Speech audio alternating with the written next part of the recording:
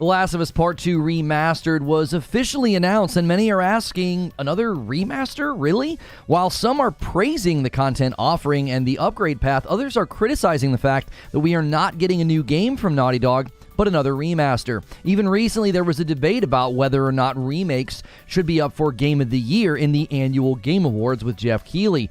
And on the heels of that, The Last of Us, a franchise that recently had a remake for Part 1, announced a remake for Part 2. A remaster for Part 2, and many think it's unnecessary. Now, I put all of the good information right here at the start of the video. That way, you can get basically my thoughts and a rundown of what's happening before I discuss it with the live audience. If you like this kind of longer live content, make sure you hit subscribe and the bell button so you don't miss my shows. So The Last of Us Part 2 is getting a remaster with new content, a way for previous owners to upgrade, and it's right around the corner. But not everybody is happy about this, as is to be expected. Folks who don't even own a PlayStation or the game, they jump to criticize a decision that has little to no effect on them whatsoever. But I'm seeing even big PlayStation fans and big Naughty Dog fans take issue with this remaster. Basically, the desire for a new game from Naughty Dog is causing some to question what the company is actually working on. And are they just sort of cashing in on the IP? Is this just sort of a cash grab? This is a common debate point anytime remakes and remasters come out. I want to look at the details before concluding anything. So first, I want to look at the details of what you get. Like, what are you actually going to get when you decide to buy this content? But also, the new content has an upgrade path. That was a concern that people had when this was first rumored, when it was first leaked, and we were sort of speculating about it. I made my own prediction that it would likely be treated the same way that Death Stranding and Ghost of Tsushima director's cuts were handled. Now, the second thing I want to do is discuss and entertain the question, why would Naughty Dog and PlayStation do this? I think there are some factors here that are either being ignored or maybe just not considered. Lastly, I do want to tell you what I think about this. As a latecomer to the PlayStation ecosystem, I've experienced a lot of their games very differently than longtime fans. I played The Last of Us 1 on my brother's PlayStation 3 that I had to borrow.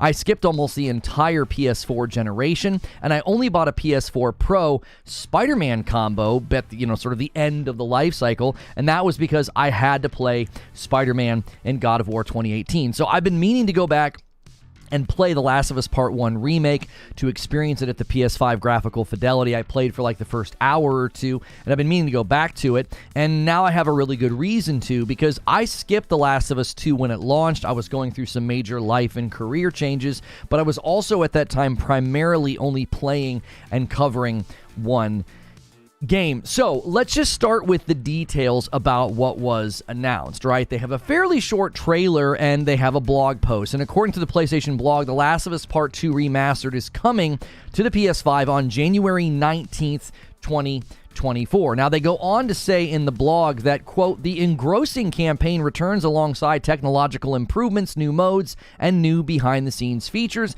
that will deepen your understanding of Part 2's creation. I'll have more on that in a minute. I'm like, how are we going to learn about the creation of the game by playing the game? And it's actually kind of interesting what they're doing. I think the most surprising part of the announcement for me was that they have a rogue mode that they have added. They've described it as a brand new mode called No Return, a roguelike survival mode designed to let players prove their mettle in randomized encounters and experience The Last of Us Part 2's combat in a fresh experience. Now, I don't exactly know if the combat in The Last of Us 2 will translate well into a rogue, but I would have to assume that Naughty Dog wouldn't have built it and included it if it wasn't fun or a well-functioning mode. I sort of trust them and their development chops, as it were, to get this right. Now, I've had many say that the combat in The Last of Us Part 2 is actually quite good and a good step up from the first game. Now, they describe the rogue mode as follows. The mode includes a host of playable characters to choose from, some playable for the first time in the Last of Us franchise, which you may have spotted in our trailer, who each come with their own traits to suit different playstyles. Players will chart their own course on each run, choosing between various stealth and combat encounters that will pit you against the range of enemies with unique twists that can add new, unexpected factors to any given encounter. Now, they do say they're excited to share more about this mode in the future. Perhaps maybe there's going to be an appearance at the Game Awards with Jeff Keighley. But they do provide some details. They say that each run will offer a new chance to decide what rewards you get after each encounter, how you spec out your character, and more. You can unlock more characters, skins, and as you progress in the mode, you can customize your own runs, you can compete on a global leaderboard, and we're excited to share more about No Return the closer we get to launch. So it honestly sounds like a fairly substantive mode as rogues go. They're also introducing a new guitar free play mode, which I don't think this interests me all that much, but they say, we will let you strum the strings across a host of unlockable instruments, use audio FX pedals to modulate your performance, and play as different characters in several in-game locations to customize the mood and feel of your set. And then, sort of like deleted scenes on a Blu-ray, they're going to give us portions of the game that didn't make the cut. This is actually kind of interesting to me. I've never really seen anything like this before. If another game has done this, leave a comment below. I don't know if I've ever seen this before. This is what they say. A new set of lost levels in Part 2 Remastered allow players a unique chance to check out some playable sequences previously cut from the game. These aren't fully finished levels, but rather early development slices that not only let you see some new glimpses of Part 2's world, but also include embedded developer commentary to give them richer context. Explore these spaces and hear directly from the team about the intention of aspects of each level. This is a unique inclusion of our studio, and we're excited to allow players a glimpse into the creative process. This is honestly a fresh take with video game content that I don't think I've seen before. I've seen companies sort of release videos of early footage or like test environments to say, like, look how far our game has come. I'm not aware of anybody that like actually let you play unfinished or cut content as a way into the development process of the game. They're even going to include commentary for the cutscenes, quote, from director Neil Druckmann, narrative lead Haley Gross, and actors Troy Baker, Ashley Johnson, and Laura Bailey. Now, in the realm of graphical updates, they say the following. The Last of Us Part 2 Remastered will feature enhanced graphics, including native 4K output in Fidelity Mode, 1440 upscaled to 4K in Performance Mode, an unlocked frame rate option for TVs that support VRR, increased texture resolution, increased level of detail distances, improved shadow quality, animation sampling rate, and more. They're also leveraging the PS5, they say, for improved load times, as well as adding haptic feedback in the DualSense controller. They're also adding a whole host of accessibility features, as well as a speedrun mode, and probably the most important part of the announcement. People who already own The Last of Us Part 2, they say, good news for existing owners of The Last of Us Part 2 on PlayStation 4. You will be able to upgrade to a digital version of The Last of Us Part 2 Remastered for $10 at launch. You will also be able to import your saves from the original game to Part 2 Remastered.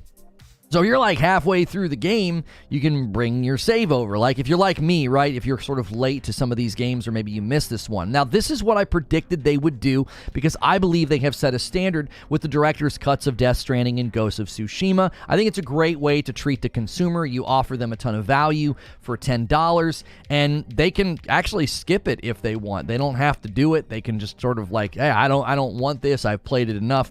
But for those that, you know, want to play through it again and maybe even enjoy this rogue mode, I don't think $10 is that bad. But the more pressing question, sort of the question on the thumbnail, on the title here, is why do this, right? Another remaster. Why would they do this? Now, the first thing I want to say is the timing is where many are saying, why remaster this? The game, it just came out 3 years ago, right? It's not even that old of a game. It already looks good, right? I've seen a lot of people say that. I actually think that's a valid question. I also think it's important to point out the fact that it's only been 3 years since Naughty Dog released a new game. Roughly 3.5 years once this remaster actually releases. Like, that's how long it's going to be. If we look at basically any other developer and compare, the expectation, I think, seems unreasonable that Naughty Dog should have something new by now, right?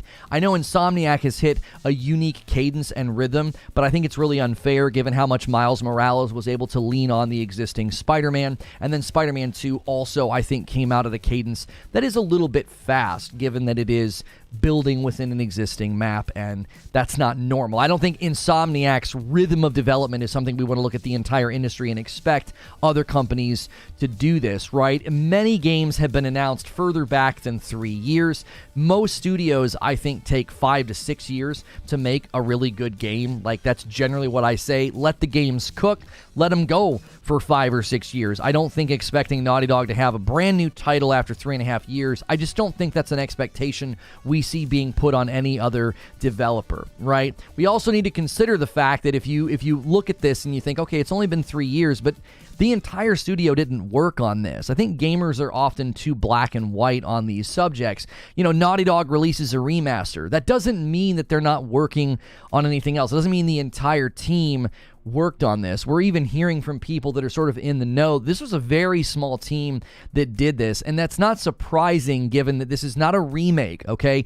Even some of the side-by-side comparisons, it's not going to be that stark of a difference from the PlayStation 4 version to now. You're going to get performance improvements, which is a huge reason with load times. You can already play the game at the higher frames per second, but this is not going to be some major shift. Now, I get some of the frustration, but I think when you consider the bigger picture and the industry at large, Naughty Dog is not out of step by not having out a new game yet. So the first reason I think they're doing this, I kind of had to do that as what I feel like is just sort of a preamble to even having a discussion about this, because I saw both PlayStation fans and non-PlayStation fans acting like Naughty Dog's doing something wrong, or, you know, hey, where's your next new game? I mean, ask that of any of the companies that announced their games 4, 5, 6, and 7 years ago. Where are their new games, right? This game came out 3 years ago. So I think they're at a good pace. We don't know when the next Last of Us is coming out, but I don't think this is cause for alarm with respect to Naughty Dog and what is on the horizon. So why are they doing this? Well, the first thing I think you could say is there's a lot of new PlayStation customers. It's pretty clear when you look at the recent hardware reports that a migration is taking place. This isn't even about a console war. There is no war. Not anymore, okay? That's over. That's been conceded and sort of abandoned by one side. Different strategies are emerging, and so you have one side that's getting a pretty significant migration of new customers. Consumers are making it very clear where they are headed for console spending, and many are like me. They don't have this backlog of PlayStation titles and PlayStation experiences, so it makes sense to fill the PS5 library with the biggest and best first-party titles at a quality that's in line with the PS5. And this is sort of related to the second reason that I think that they're doing this. I think PlayStation wants a standard sort of bar for their front banner IPs. We've heard rumors about a Horizon Zero Dawn remaster, and I just think that makes sense. If I can do the same thing, I own Horizon Zero Dawn. If I can spend $10 and get an upgraded version of that game with the cinematic lighting that was in Forbidden West, better load times, just better textures and graphics in general, I would be willing to do that because I really like that game, and I actually like supporting things like this. I think it's a good value to me. It might not be a good value to you. If they continue to let people upgrade games they already own for $10, I don't think new customers care about this at all. They're just going to see a bunch of PS5 quality games waiting for them when they step into the PlayStation landscape. And this strategy makes sense to me, right? They want to get and keep new PlayStation customers. You got to get them to build that digital library so they have a harder time leaving in the future. And last, and I think the most obvious reason that they're doing this is they're probably seeing new customer migration because of the popularity of the show. Season 2 of the show is going to basically have an impact, I would think, on The Last of Us Part 2 sales. Every episode of Season 1 caused a spike in sales of The Last of Us game. And when Season 2 lands, they will have a shiny new version of The Last of Us 2 waiting for all those customers. And hopefully, they make sure to port The Last of Us 2 Remastered to PC properly instead of doing what they did this last time with Iron Galaxy. I could even see the PC port of this remaster landing in earlier mid-2025. That's roughly when the next season will likely land. They're going to be filming and doing production almost all of 2024. So Season 2 could hit early 2025, mid-2025, and then they can have this thing ready to go on PC, and again, get to enjoy that increase in sales and brand awareness. So that, I think, those are the details. Those are the reasons that I think that they're doing this. So what's my opinion? I've given you my opinion kind of throughout this monologue, but let me maybe speak a little bit more directly. about this. First and foremost, my arrival to PlayStation being as late as it was, I think that largely affects my opinion and my bias here. These types of updates and these types of remasters and remakes, they benefit me as a consumer, but that doesn't automatically make them good. So I do try to look at this objectively as I can, and I just really fail to see anything wrong with this decision and with this product. Some were saying on Twitter that it should be free because other games have done remaster updates for free. I never find that kind of argumentation very compelling, and I had the same attitude when Death Stranding and Ghost of Tsushima had their director's cuts, and there was the optional $10 you could spend for extra features. I would rather developers be paid for added content and features because it communicates value. If consumer support, values X and Y, then the companies are continuing to make those things and offer those things. I like updates like this, new content, added features,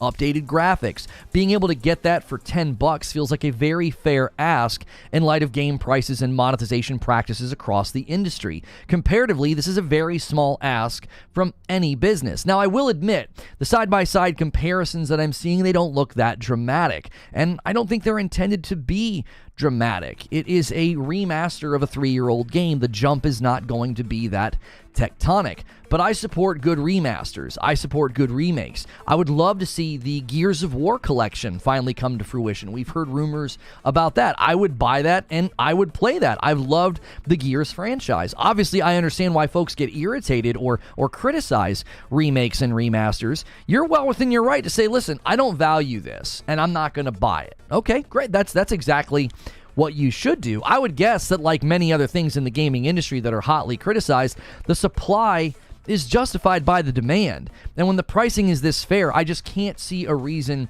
to be up in arms about this, especially if it helps fund the developer with a franchise like The Last of Us, or they also have Uncharted under their belt, right? Helping Naughty Dog continue to, create content for $10. I mean, and it keeps their product on top of mind marketing. It keeps people aware of their game. Along with the show, it could really set up a great runway for the third game. So from where I sit, The Last of Us 2 Remaster is a perfect fit for folks like myself, while others, understandably, will say that they pass. So let me give you my thoughts and conclusions on this. I find the outrage about remakes and remasters to be a bit strange. I still remember lengthy debates about The Last of Us Part 1 remake. This was one of my first introductions into what I will call bad faith tribalistic console warring, okay?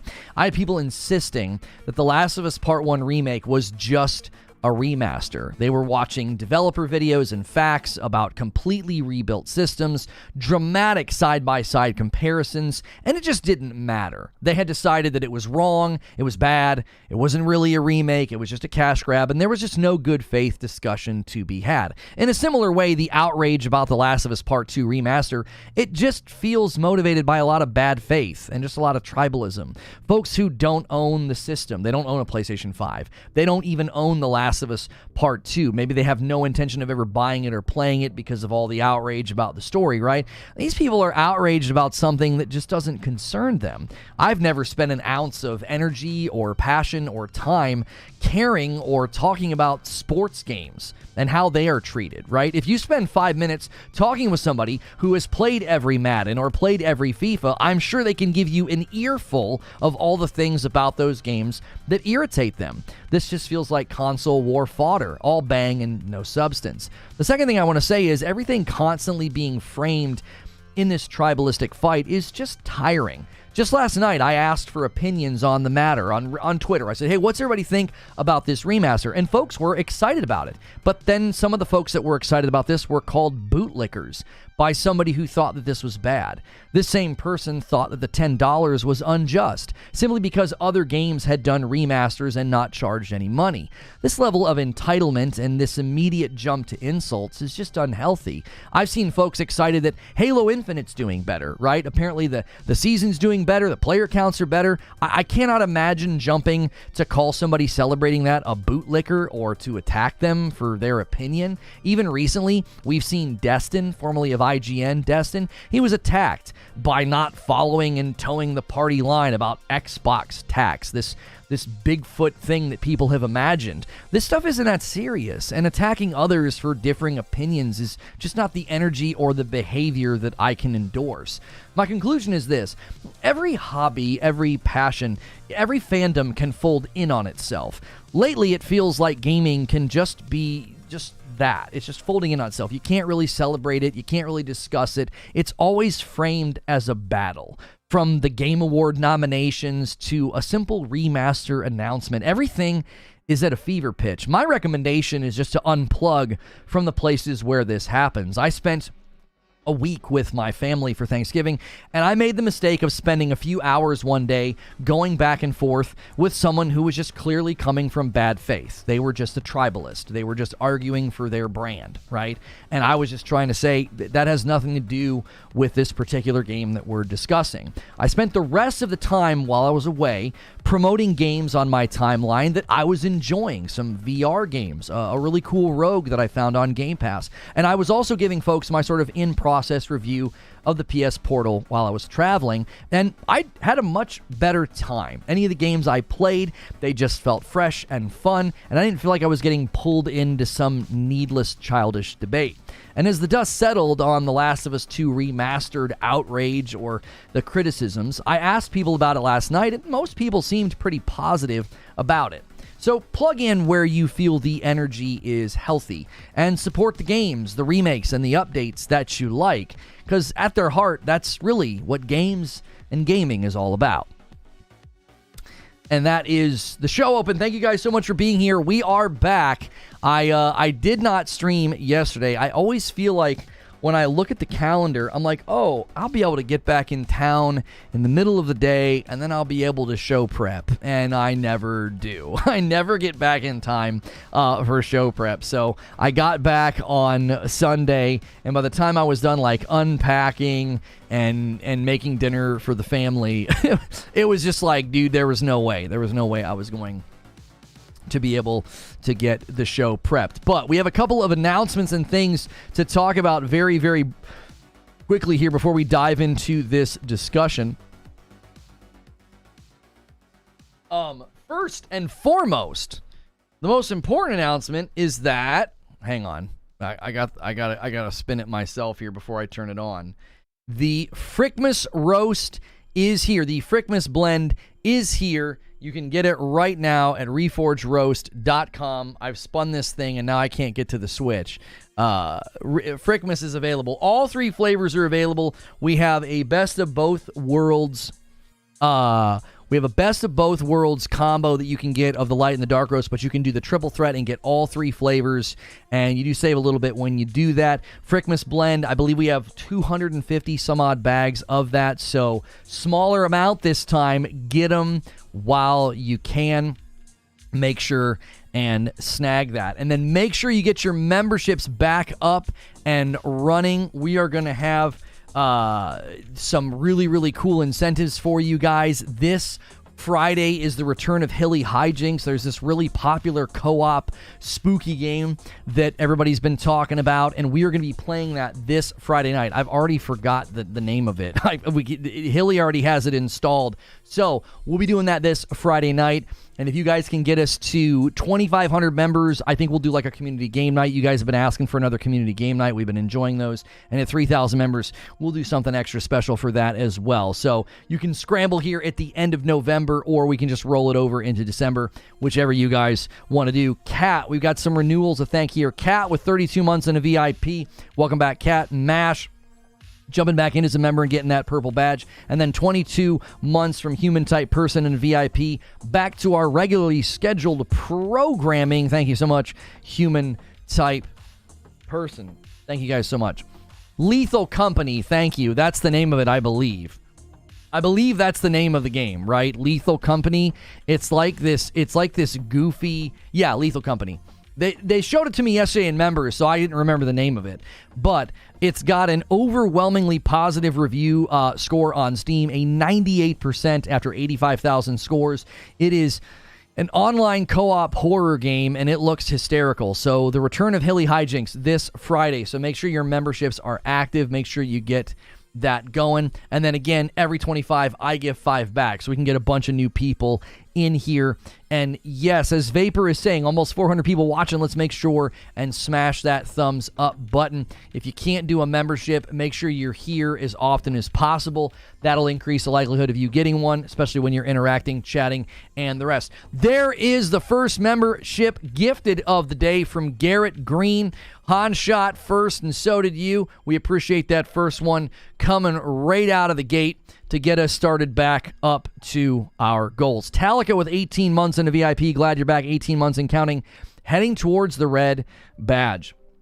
Lance in the Discord is going to play devil's advocate on the subject. He says some of the people might be raging because they want something new from Naughty Dog, either a third entry into the series or factions or a new IP. In 11 years, this studio has put out 5 games, but only 2 entries. As someone who wishes Sony would produce a bit more variety in their first-party games, this always sticks out in my head. Not the case for me personally, because I love TLOU, but I do wish they would get that multiplayer out there, something with long replay value. Anyways, welcome back. Welcome home. Glad to see you and the family are safe and sound, and hopefully you had a great holiday. I'm going to react to that in just a second, Lance. But we got another gifted membership coming in from Vapor. Thank you so much. We got to bounce back here. We always dip when I go out of town, so we got some work to do. We got to push those numbers back up again, and we appreciate everybody who has maintained their memberships. A lot of gold badges, a lot of red badges, and we appreciate you guys so much. And somebody already ordered some coffee this morning. Your name starts with J. If you guys don't fill in that username at the very end, I won't know who ordered it. So 3 bags of Frickmas. Thank you so much. Another order of coffee came in from JW. Thank you, JW. 3 bags of light roast. We appreciate that so much. And okay, so I want to react to what you're saying, Lance, because, and another gifted membership from Joker Quinn. Thank you so much, Joker Quinn. I basically addressed that in the show open. So you might not have heard it, or maybe you didn't find what I said to be compelling. So I'm just going to restate what I said, because I saw people saying this. I know Porter Rock and some other PlayStation fans were sort of unhappy about this. They're like, yo, let's get some new games. What's going on, right? Victor Mayhem with 31 months of membership says, welcome back. Let's get back to it. Thank you, my man, Victor. And thanks for doing a VIP. The coffee is so good. Thank you, Vapor, for that endorsement. If you guys have never tried it, it's coffee with balanced acidity. If you've never tried coffee with balanced acidity and you're a coffee drinker, you should at least try it. Grab yourself a triple threat, try all 3 flavors. You will be pleasantly surprised. I trust me. Dustin coming back in with 16 months as a membership. So Lance, let me say sort of what I said in the show open. The push for a new game, I find to be strange, because the game came out 3 years ago. So, The Last of Us Part 2 came out 3 years ago. Are you going to any other studio and saying this? Are you going to any other studio and saying, you guys just released a new game 3 years ago, I expect a new game by now? Are we holding anybody else to that standard? I don't think we are. In general, I've always said that I want to see games in a development cycle of 5 to 6 years, not 3.5. Yo, what's good, Keeg? So from where I sit, it's like, number one, we know this was likely a very small team that did this. This was not all of Naughty Dog. It's not like Naughty Dog is over there sitting on their hands and is like, yeah, we're just going to do a remaster. We're not going to do anything new. We know that is not the case with studios of this size. We know. And secondly, it's been 3 years. When this comes out, it'll be 3.5 years. Now, Garrett's saying Insomniac. Just because Insomniac has hit a certain cadence of delivery doesn't mean we should expect that from other studios. And to Lance's point, he's like, you know, in 11 years, they put out 5 games, but only 2 entries, like 2 franchises. Much of what Insomniac's been able to do because they lean so heavily on pre-existing things in Spider-Man. That has really helped their cadence. To ignore that, I think, is to our peril. Like, you're ignoring something that is pretty glaring. It's like, of course, Insomniac's been able to hit a crazy cadence. Number one, nobody else is hitting that cadence. And number two, it was Spider-Man, then Miles, then Spider-Man 2. And in the midst of that, you had Ratchet and Clank. 3 of those games build largely off of each other. I'm not knocking Insomniac's games. I love their games. But we have to be fair here. Like, you want a brand new Last of Us Part 3, and you don't want it to be built in the existing world and map and area, you're not going to get that in 3.5 years. You're just not. I think that's unreasonable. There are plenty of games that were announced 4, 5, and 6 years ago, and we haven't seen them. You know what I mean? Are you knocking down the door of those studios to be like, hey, man, where's your games?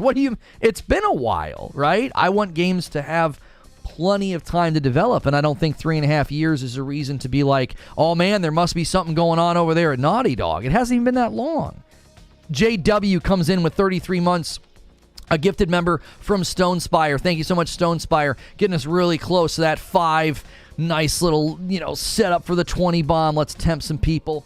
JW says, I'm shocked people are all up in arms. I'm just looking at it as a $10 PS5 upgrade or like a director's cut kind of thing. I'll end up checking it out for sure. Hope you have a great day. Thank you, JW. Ant renews their membership, 27 months in a VIP. Moody renews 22 months in a VIP. Welcome back, everybody. Derek says, I think that an undeniably large percentage of what complaints are from people who will complain no matter what. If it's Naughty Dog and TLOU 2, they could just pay us $10 to play and they would still complain.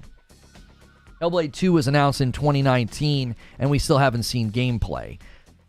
I believe we have seen gameplay of Hellblade 2, but I don't think people understand that much of Hellblade is what they showed us this year. I enjoyed the Hellblade 2 trailer because I love Hellblade. It's one of my all-time favorite games. It might be my all-time favorite game.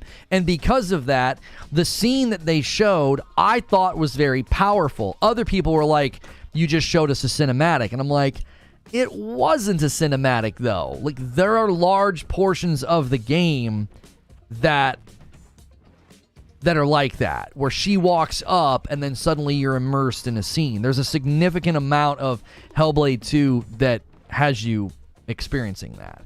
So, I don't agree that we haven't seen Hellblade gameplay, but I will point out that yes, you are in fact correct. By the time Hellblade comes out, it'll be what? It'll be 5 years from the time that they announced it. That's a good development cycle. 5 to 6 years.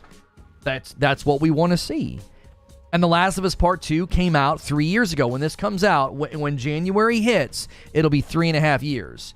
That means as long as Naughty Dog launches a new title within a year and a half of that, that's a good cadence. That means they took about 5 years to launch another game. And I'm totally okay with that. We should be okay with that. That's not cause for alarm. Ula Tech with 10 months. Are you going to finally play it with the upgrade? Wasn't a fan of the series until 2, and now it's one of my favorite games of all time. I want to replay the Part 1 remake because I played The Last of Us Part 1 on my brother's PlayStation 3 years ago. So I played like the first couple of hours of the remake because I wanted to see how good it looked, and it looked phenomenal. But then other things came out, and I have not had a chance to go back to it. So I want to go back and beat that on my account, on my PlayStation, so that way I can say, okay, now I'm going to go right into Part 2. Because, I mean, dude, when I played that was, I don't even know what year that was. I think when I played the first Last of Us on his PS3 that I borrowed, I want to say that was 2017. I think that was 5 years ago. Eugene says here, something I don't think you touched on, the team that built this was comprised of a bunch of newer people and was used to give them experience in the franchise in engine. Yes, I didn't want to run with that because I didn't know if that was rock solid. That's more rumor-based. But yes, I think that is something we have to consider. It was new people. They're now acclimated to the game, the engine, and the graphical standards that they want the next game to be at, and then they can get folded into whatever production, stage they are in for The Last of Us Part 3. Lance says, I gotta walk that back because I forgot that Naughty Dog makes Uncharted, a title I don't really care for. Probably why I forgot. Right, like, Naughty Dog's got... I mean, come on. Are we really gonna start doubting Naughty Dog's chops because they did a remaster? Like, what are we worried about here? Solemn says, I'm not worried about TLOU 2 Remaster being in the way or slowing them down from making a new game. More so worried about the need for a remaster of a game that came out 3 years ago. Even if it is to another gen, you could still wait to do more. I corrected you kept putting remake, Solemn. It's a remaster. We got to make sure it's not a remake. I really, really struggle to see the problem here. Like, obviously, again, I own my bias. I am late to PlayStation.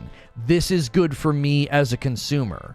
So it's easy for me to be like, well, because this is good for me, that means it's good.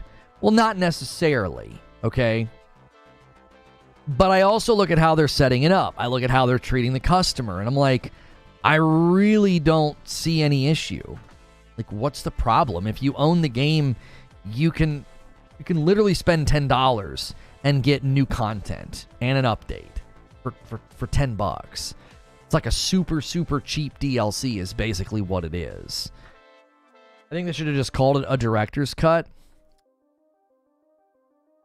Yeah, I'm kind of confused by the inconsistency from PlayStation with respect to that. Like, why didn't they call The Last of Us Part 1 Remake The Last of Us Part 1 Director's Cut, and then also do that with this? Like, just start using that terminology. Khaled with 25 months. Absolutely happy to be part of the community for 2 years. Are you planning on streaming and playing through TLOU 1 and 2? I'm going to play through it, but I'm not going to stream it. I am not known for gameplay, dude. We do gameplay like on the launch date of something, and then we move on. Like, even recently, we tried to do some Nintendo games, and it just doesn't go over that well because when 90% of my content is me sitting here doing a talk show, gameplay is just very much a weird gear shift for the audience. They're like, I don't know what's going on, but, you know, it just doesn't fit with what we primarily do.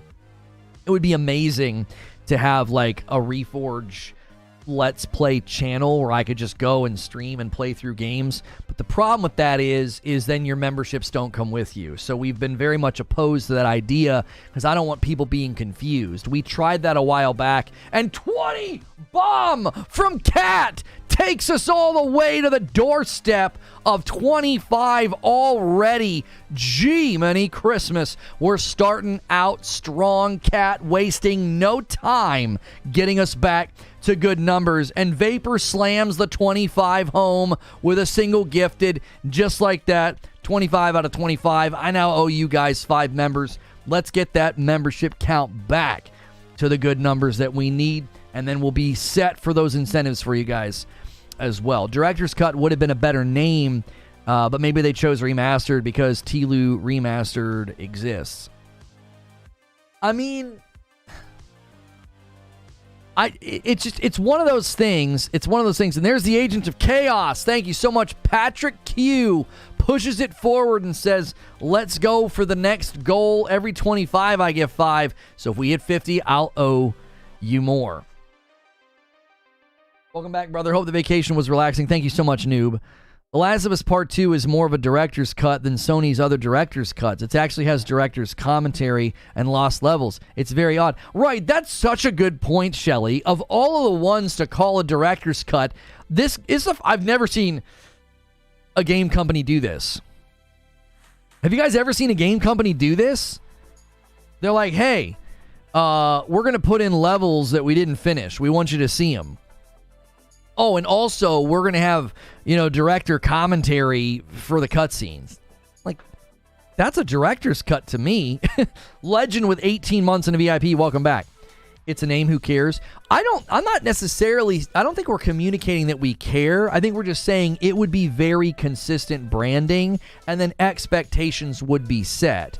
They would have announced this, or we would have heard rumors that a Last of Us Part 2 director's cut was coming, and everybody would have been like, oh, they're going to add a bunch of cool stuff, they're going to make it prettier, and I can upgrade for $10 if I already own it. Do you get what I'm saying? Like, if they would have done Last of Us Part 1 director's cut instead of calling it a remake. Now, that was a very substantive remake, so I get why they wanted to call it a remake. They wanted people to know, like, this is not just some prettied up game. Like, we rebuilt entire systems. Tyler Johnson with 28 months in a VIP, welcome back. Eugene says, adds content, adds a brand new mode, improves fidelity, like whatever if that bothers you and you're questioning it. Yeah, I'm not sure why people were upset. I understand wanting a new game from Naughty Dog. I don't think this is going to interfere with that at all. You're well within your right to be like, man, I really want a new game from Naughty Dog. Cool. I don't think this is in the way of that at all. It's going to land 3.5 years after the last new game they did came out. And again, if it's a small team of new people, congrats, Lono. What are your thoughts on my comment below? Thank you for 13 months. 1030 Media Group says, to be up in arms about this release is weird. It's like people being up in arms last year at Rockstar for doing the remasters of GTA before announcing GTA 6. Weren't people upset about that GTA stuff because it was bad, though? Wasn't it, like, really bad? Like, the quality was bad. Or maybe you're speaking specifically about the announcements. If people were upset about the announcements, then yes. But I think once the actual products were out in the wild, it was a very different conversation, because those are like memeable bad. This probably helps make TLOU 3 better, potentially. Cal Skirita orders 3 bags of Frickmas. Guys, get those Frickmas orders in. We got a smaller amount available this time. 250 bags roughly. Oh, a gifted member comes in from Sneaky Wolf, taking us to 27. The member count is hovering around 2,000. We dipped a little bit below it, but a lot of people will probably renew today. So we're right around 2,000 members. So we're setting our sights on 2,500. If we do 2,500, we'll do a community game night with you guys. I think Jackbox is next up on the docket, and that is really, really fun to play. My wife will join us, and we set up a bunch of different games, bunch of different rooms. It's really, really a good time. Remakes equal high-fidelity graphics and gameplay brought up to modern-day standards. Remaster equals increased resolution and frame rate. Yeah, the side-by-side comparisons that I saw people doing, like I know like Dreamcast guy tweeted a couple side-by-sides, and he was like, what are we doing here? Maybe it wasn't him. Somebody did that. I thought it was him. And I kind of laughed. It doesn't look any different. It looks like somebody turned down the lighting. Like they look darker. But I'm like, that's not really the focal point here. I don't think the focal point is like, oh yeah, it's going to look dramatically different. It's, no, you're going to get better load times. You're going to get better frame rate. We've added new content. We've added commentary. And if you want it, it's $10. I'd be interested. TLOU Season 3 is TLOU 2? So you think Season 2 is not... How can it not be TLOU 2? How can Season 2 not be The Last of Us Part 2? Season 1 ended where the first game ends. So, wouldn't they... Isn't the next season basically going to pick up? Thank you, Kyle, for upgrading to a VIP Gold. That's amazing, dude. Thank you for that upgrade. You're going to have to look at gameplay, not cutscenes, to see the differences. It wasn't 60 FPS? No, the original version was not 60 FPS. No, because it launched on the PS4. 18 months of membership. Thank you, Kyle. Welcome back. Sneaky Wolf says, glad you're back, bro. Thank you very much. If you guys enjoy this content on the daily and you hate when I'm gone, I try not to take too many breaks, and I appreciate the warm welcome back. Make sure you guys are smashing that like button and helping us hit these member goals. You guys are the best. You make this show possible, right? A lot of people are like, this show is sponsored by X company. I don't have to do that, right? One day I probably will get those sponsored deals, but this show is sponsored by you. You guys make this show possible with your generosity, and I appreciate it very, very much. The daily listening, the lurking, the hitting the like button, the chatting, all of that helps. I don't think most people are looking at it as just an optional upgrade, because that's not what it's being called nor discussed as. It's being discussed as an entire new game with a new game price. Who's calling it that? Where is it being discussed as an entirely new game with a new game price? I'm not seeing that anywhere. I'm not seeing that in the marketing, the blogs, the trailers. TLOU 2 is taking 2 seasons. Oh, Season 2 and Season 3. Okay, yeah, I was going to say, they're going to try to time this, I think, at least, coming to PC with Season 2. I think they'll try to time that.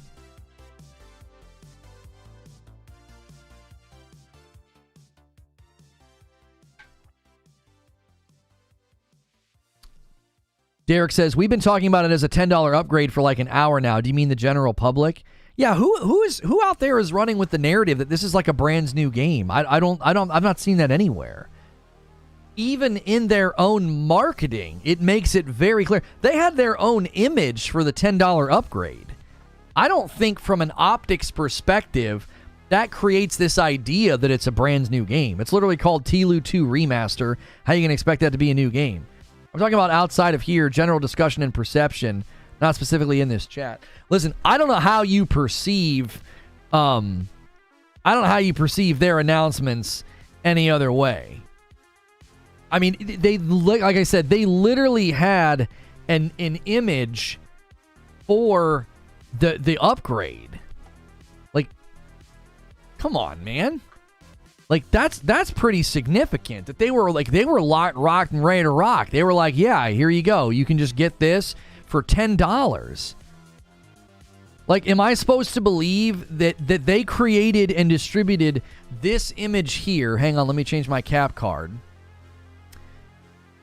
They distributed this image, and I'm supposed to believe that, like, people are out here thinking this could be a brand new game? It literally is like, players that have purchased this title can upgrade for $10. I mean, this does not communicate a whole new game.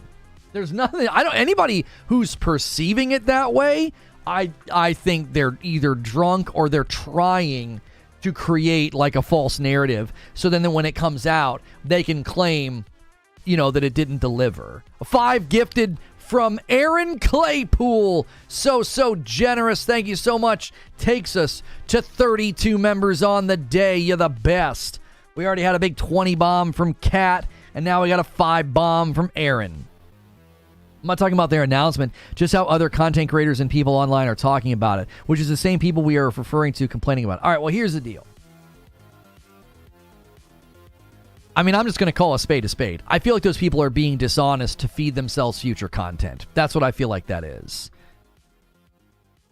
That feels like you're literally rigging the deck so that when it comes out, you can say, yep, I told you guys. They made it seem like it was going to be a whole new game, and it's not. And it's like, they didn't make it seem like it was a whole new game. It's called TLOU Remaster. They literally have marketing materials that show you that it's only $10 to upgrade. They're creating a false narrative. They're basically pre-making a straw man is what they're doing. I don't know what content creators you're talking about. I've not watched any of the videos you're referring to. So I'm not insulting anybody right now, but I'm telling you, anybody who's putting forth the idea that this is, they're marketing like this, look, a whole new game. No, you're just making a straw man so that in January you can wail on it. That's just easy content. It's just a remaster, dude. That's all it is. Joker Quinn with a gifted member. Thank you so much, Joker. Keeping the little member train going, guys. Hop on. Single gifteds add up. Do not let the member bomb scare you off. It all helps. Narrative farming. That's what that feels like to me. People that are discussing it outside of here are discussing journalists and YouTuber commentary on the release, not Sony's actual marketing, is normally the case. I mean, again, my approach to the content like today was I gave you the facts and then I gave you what I thought. And even in my opinion section, I said, listen, I'm late to PlayStation. That affects my bias, right? This is good for me. That doesn't mean it's good, right? I try to create that dividing line. But then I said, listen, as objectively as I can look at this, I don't see any problems here. You had a small group of new people, right? You had a small group of new people work on this. You're letting people who already own it upgrade for $10, and the rest of the studio is likely working on the next game. They're also working on some brand new single player thing that they talked about whenever the Factions announcement was made earlier this year, like that they had to delay it or it needed more time or whatever phrasing they used. They were like, yeah, we're also working on a brand new single player thing. So they're not just working on the next Last of Us. So they've got a lot of things in the fire right now. It's just milking one of the best games ever created. Okay, so well, is there a problem with that? If they do a good job and people enjoy it, but I said in the open, I'm looking forward to if we actually do get a Gears of War collection. People really enjoy the Master Chief collection. Like, what's the problem with that? Like, that's great. If you have an established fan base and an established franchise and you want to put it out there and let people buy it and enjoy it, like, who cares? What's the big deal? Who's it hurting? It's not like they're putting it out there and then making you rebuy the game. Or, you got to start all the way over. You can import your save.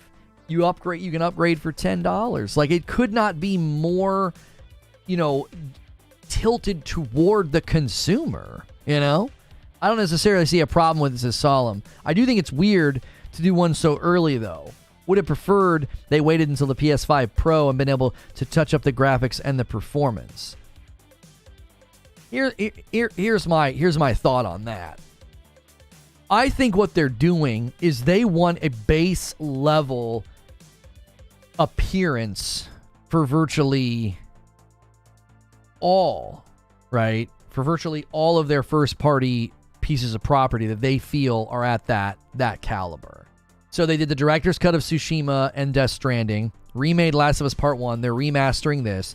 They did the 4K checkerboard update with 60 FPS for God of War 2018. They did an update for Spider-Man, to make it run and look better. I think it was mainly just frame rate for the Spider-Man. I can't really remember.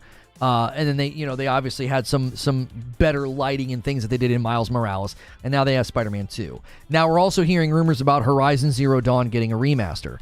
Their sights are set on the new PlayStation consumer. Touch them up even more than they currently are. No, I get that, Solemn, but I just think that that's an ideal that they're not concerned with. They're not concerned with attaching updates to their... Look at what you're doing. You're attaching what I just talked about, like, hey, we're going to update all these games to be at, like, this caliber. You're randomly attaching one of the games out of the group to the PS5 Pro. That doesn't make any sense. You see what I'm saying? AOZ with 16 months in a VIP Gold. People that don't understand remasters must not understand why car companies release a new car model every year. I have a 2022 Accord. Why'd they make a 2023 version? That might be a false equivalency, AOZ. I understand the point that you're trying to make. I don't know if that functions as a parallel. I think that actually functions a little bit more with respect to maybe sports games, annual releasing sports games, and they update the rosters. Another order of coffee from Kale, a bag of light roast. Get those orders in if you guys want to bag that Frickmas. Smaller amount this year. I go with what Alana Pierce recently voiced. Wanting stuff from devs for free now would mean less money for full future products. They got to make money today to make games tomorrow. Now, I touched on this in the show open, and this is why I think we're having a clash of opinions on this. There are PlayStation fans that are upset about this. I don't think there's that many. I think their gripes are illegitimate. I don't think they're legitimate. I don't, right? I'd be happy to do a show with P-Rock, and tell him he's wrong, okay? Because he's wrong. All right? It's only been 3 years. I love him. I love Porter Rock, but he's wrong. Anyways, the people that are like, this should be free. Yo, what's good, Zubair? 33 months and a VIP Gold. Are they adding path tracing? This guy's addicted to path tracing. I don't know, Zuby. But we're having, I think commonly in these discussions, we're having a clash of perspectives. On one side, there are people that see value in quantity attached to frugality, okay? There's nothing wrong with that. Nothing wrong at all with saying, listen, this is what I value. Kale with 17 months in a VIP. Welcome back. Hope you had a great vacation. Thank you so much, Kale. There is nothing wrong with this perspective. It's different than mine but it is a perspective that you will find pretty commonly. They value quantity attached to frugality, okay? These are people that think that these updates should be free. They shouldn't charge money for these updates. These are people that love Game Pass. There's nothing wrong with that. If you feel like you're getting value from that company, great. Then there are people over here who have a different perspective. And this is where I consider myself to be. I consider myself to be on the side of pay the devs for the work. Always have felt this way. I felt this way when they were charging $10 for the updates with the director's cuts. I said, listen, if we support this, you're going to communicate to the developers that this work is worth doing. Extra work for features with lighting or haptic feedback or 3D audio. All that extra work that goes in, you typically have to have a department that is like in charge of those things. Welcome back, Tubbs Gaming, upgrading to VIP. You're not paying the devs? Yes, you are. If you want to go through you're actually paying the publisher and not the devs, you know that's not an intellectually sound position, Cliffo, because the way these game companies work is the more profit a franchise generates, the more money that will get funneled back into the company, right? Pretending like this doesn't support the devs, I think, is disingenuous. Like, if we compared two games, Cliffo, and game A sells like crazy and game B doesn't hit its sales targets, which developer do you think is in better shape? No, you're not. The devs are on a set salary. Now you're arguing with the straw man. I never said that I'm paying the devs salary. I said I want to pay the devs for the work that they do. If they make something and it sells well, just because the money goes indirectly to them, that's still supporting the work. If you have two games launch and one game sells like crazy and the other game fails to hit sales targets, which developer do you think is in better shape? Which one?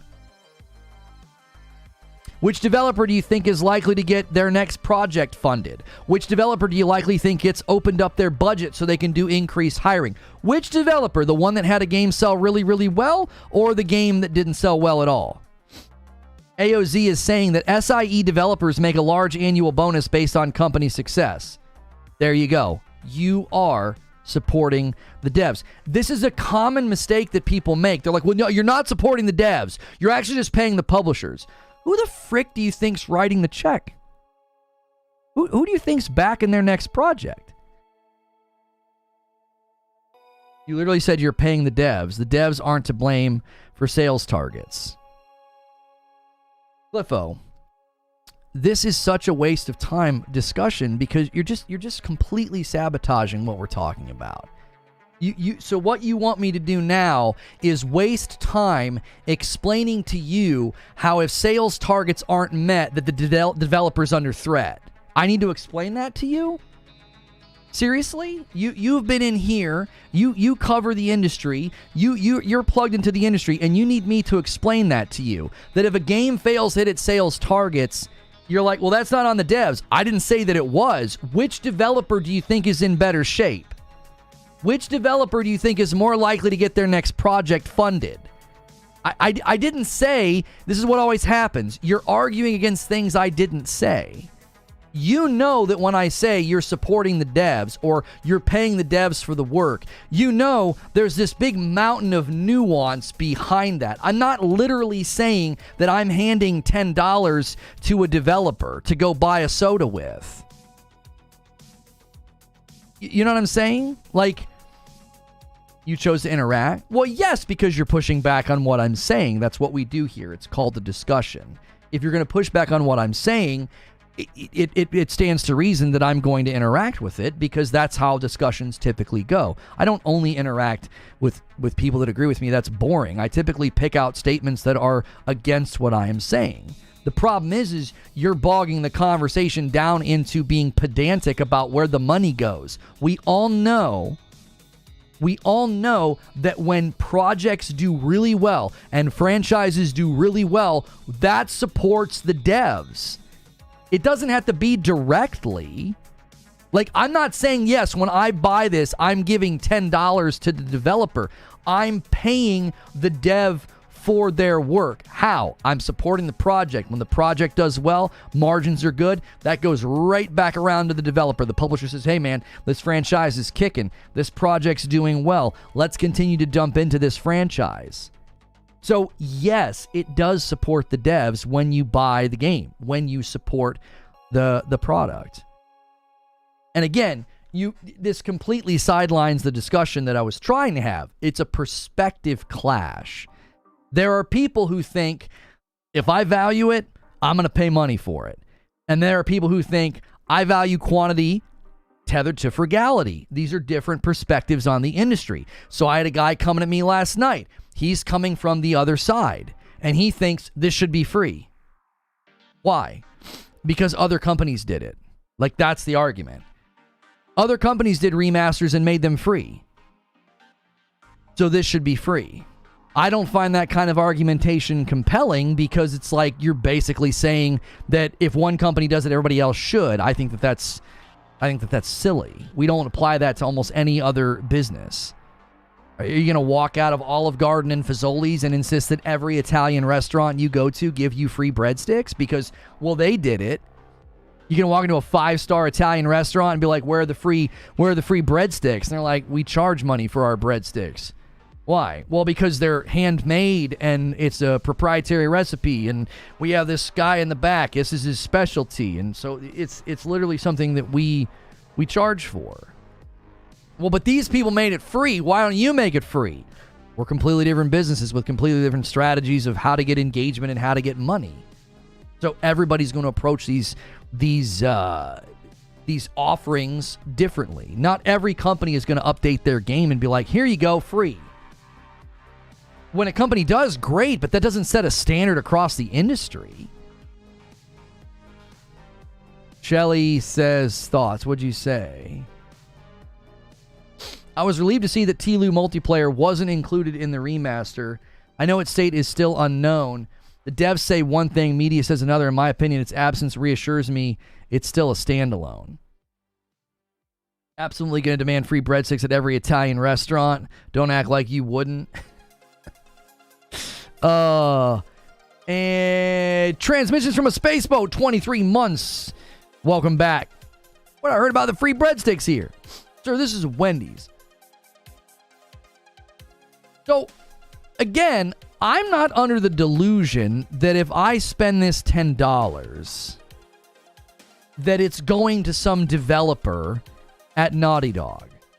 But what I am saying is there are people on this side of the discussion who say, I have no problem paying with the work that the dev does. As Alana Pierce said, if you support things right now, that's supporting work in the future. She's not saying do it out of some weird compulsory like, oh, you better support us or we'll go away. She's saying, listen, if you support these things, it funds future work, whether it's DLC or a remaster or some other kind of monetization. The issue is if we want to see new things, not the same things over and over, even if it's only a small part of doing, it's still a part. Listen, you are well within your right to want new things, but the industry is so strongly proving that that's not what's in demand. Look at the biggest selling franchises. Look at the biggest selling games this year. They're all established franchises, with the exception of Hogwarts. And even that's an established franchise. It's an established, like brand. Everybody knows who Harry Potter is, right? Barrier with 26 months in a VIP. This is sort of my breadstick Karen arc. That's right. English O with 26 months in a VIP. I'd rather pay for the breadsticks and have the lobster on Game Pass.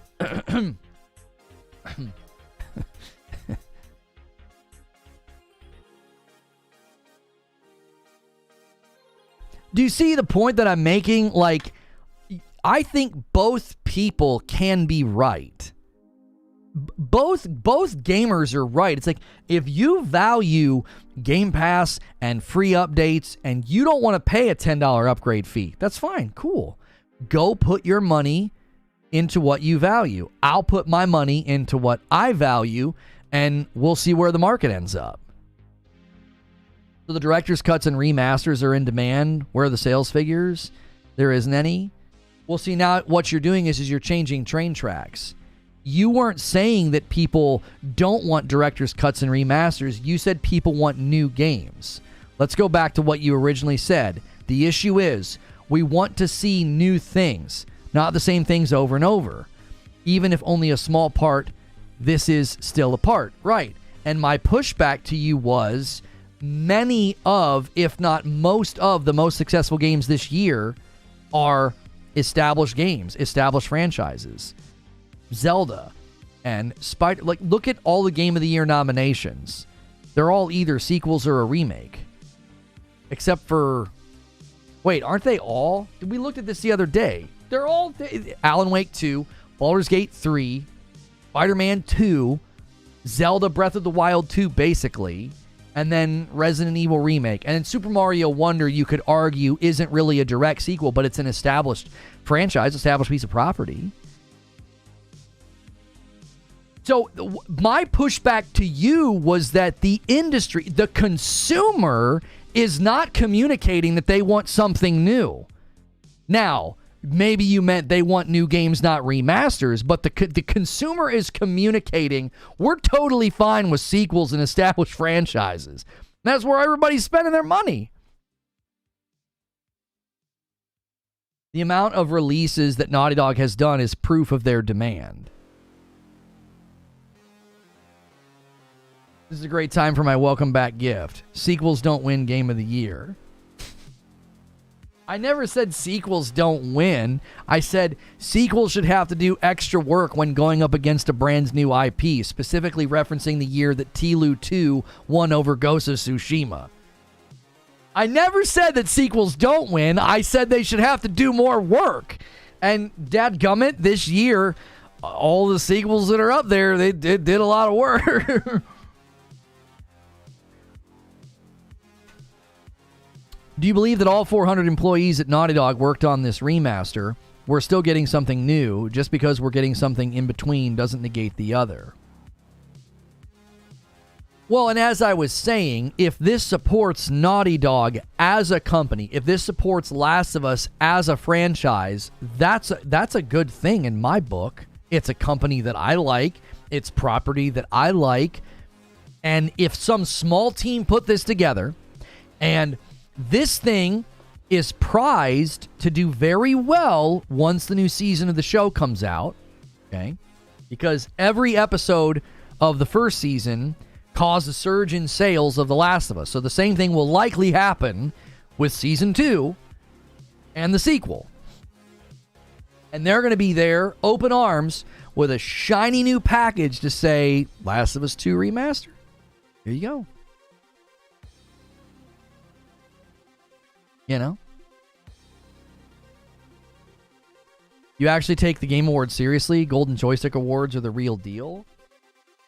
According to you, who are you? Like, why would your opinion be the decider of which is better? Which Game Awards ceremony or event is better? Why should we go with what you're saying versus what we're saying? Like, a lot of people think Keeley's event is like, I think it's like becoming the next Summer Game Fest. Like, we basically have bookended the year almost. Summer, you get Summer Game Fest, and then December you get the Game Awards. And his viewership is rivaling like very, very big events. He's doing the event's doing quite well. I don't know. Golden Joystick's been around for 20 years. Okay. How does that gives it more validity? Why? Why was that give it more validity? Can't other things come along later and either be just as good, if not better? And yeah, Golden Joystick's nomination process is super weird. Their nominees stop in like September. The DICE Awards are the better ones, or the BAFTAs. I like them all. You know, I liked how the BAFTAs actually recognized that Returnal should have been acknowledged as a Game of the Year contender. Right? Like, that to me, I felt like the Returnal got absolutely shortchanged at the Game Awards. I think largely because people couldn't beat it. I think people couldn't beat it. Many of the reviews were people that had not gone through a full run, and my entire opinion of the game changed after one full run. So,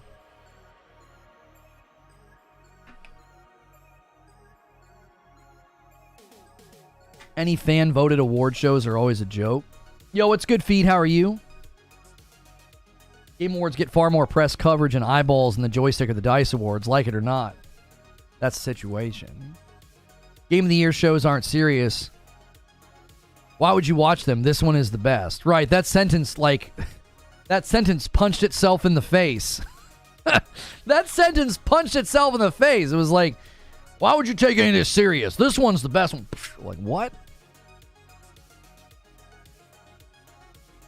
Saying awards being around for a long time is the appeal to authority fallacy. Yeah, appeal to authority, fallacy the expert, fallacy the professional. It goes by a lot of names. Saying one is superior, better, or more true or more accurate simply because it's been around longer. Yeah. Also feels like there might be some sunk cost in there. I don't know. Eugene says, you know who gets to do remasters and remakes at a cadence like this? Someone who makes Game of the Years on the regular and whose games people want to experience the best possible versions of. Yeah, I wonder if that in general is the challenge here, is that when you do have games that hit such a good caliber, you're going to see that game show up regularly. You know? I also think some of this is related to back when a lot of the PlayStation games first started coming to PC. We learned that a lot of the developers had been begging PlayStation to let them put their games on PC. Some of that, I feel, is related to that a lot of these games were maybe a little bit ahead of their time, right?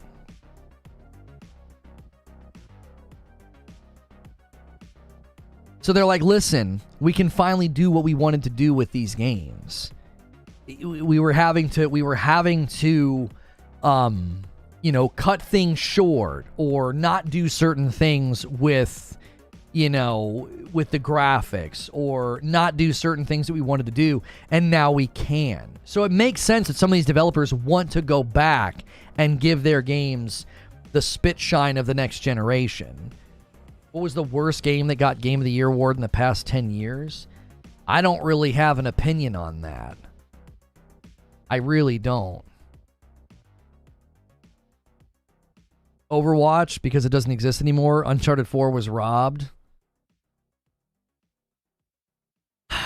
Yeah, I mean, I could easily pick Overwatch, but that's so based on my own bias and my own preferences. I believe there were a lot of things that went into why that game got the award, That's not really what today's discussion is about. Today, we've had that discussion, not that particular question, but we've had the Game of the Year debate, we've had the nominations debate. I'm find that whole thing to be exhausting.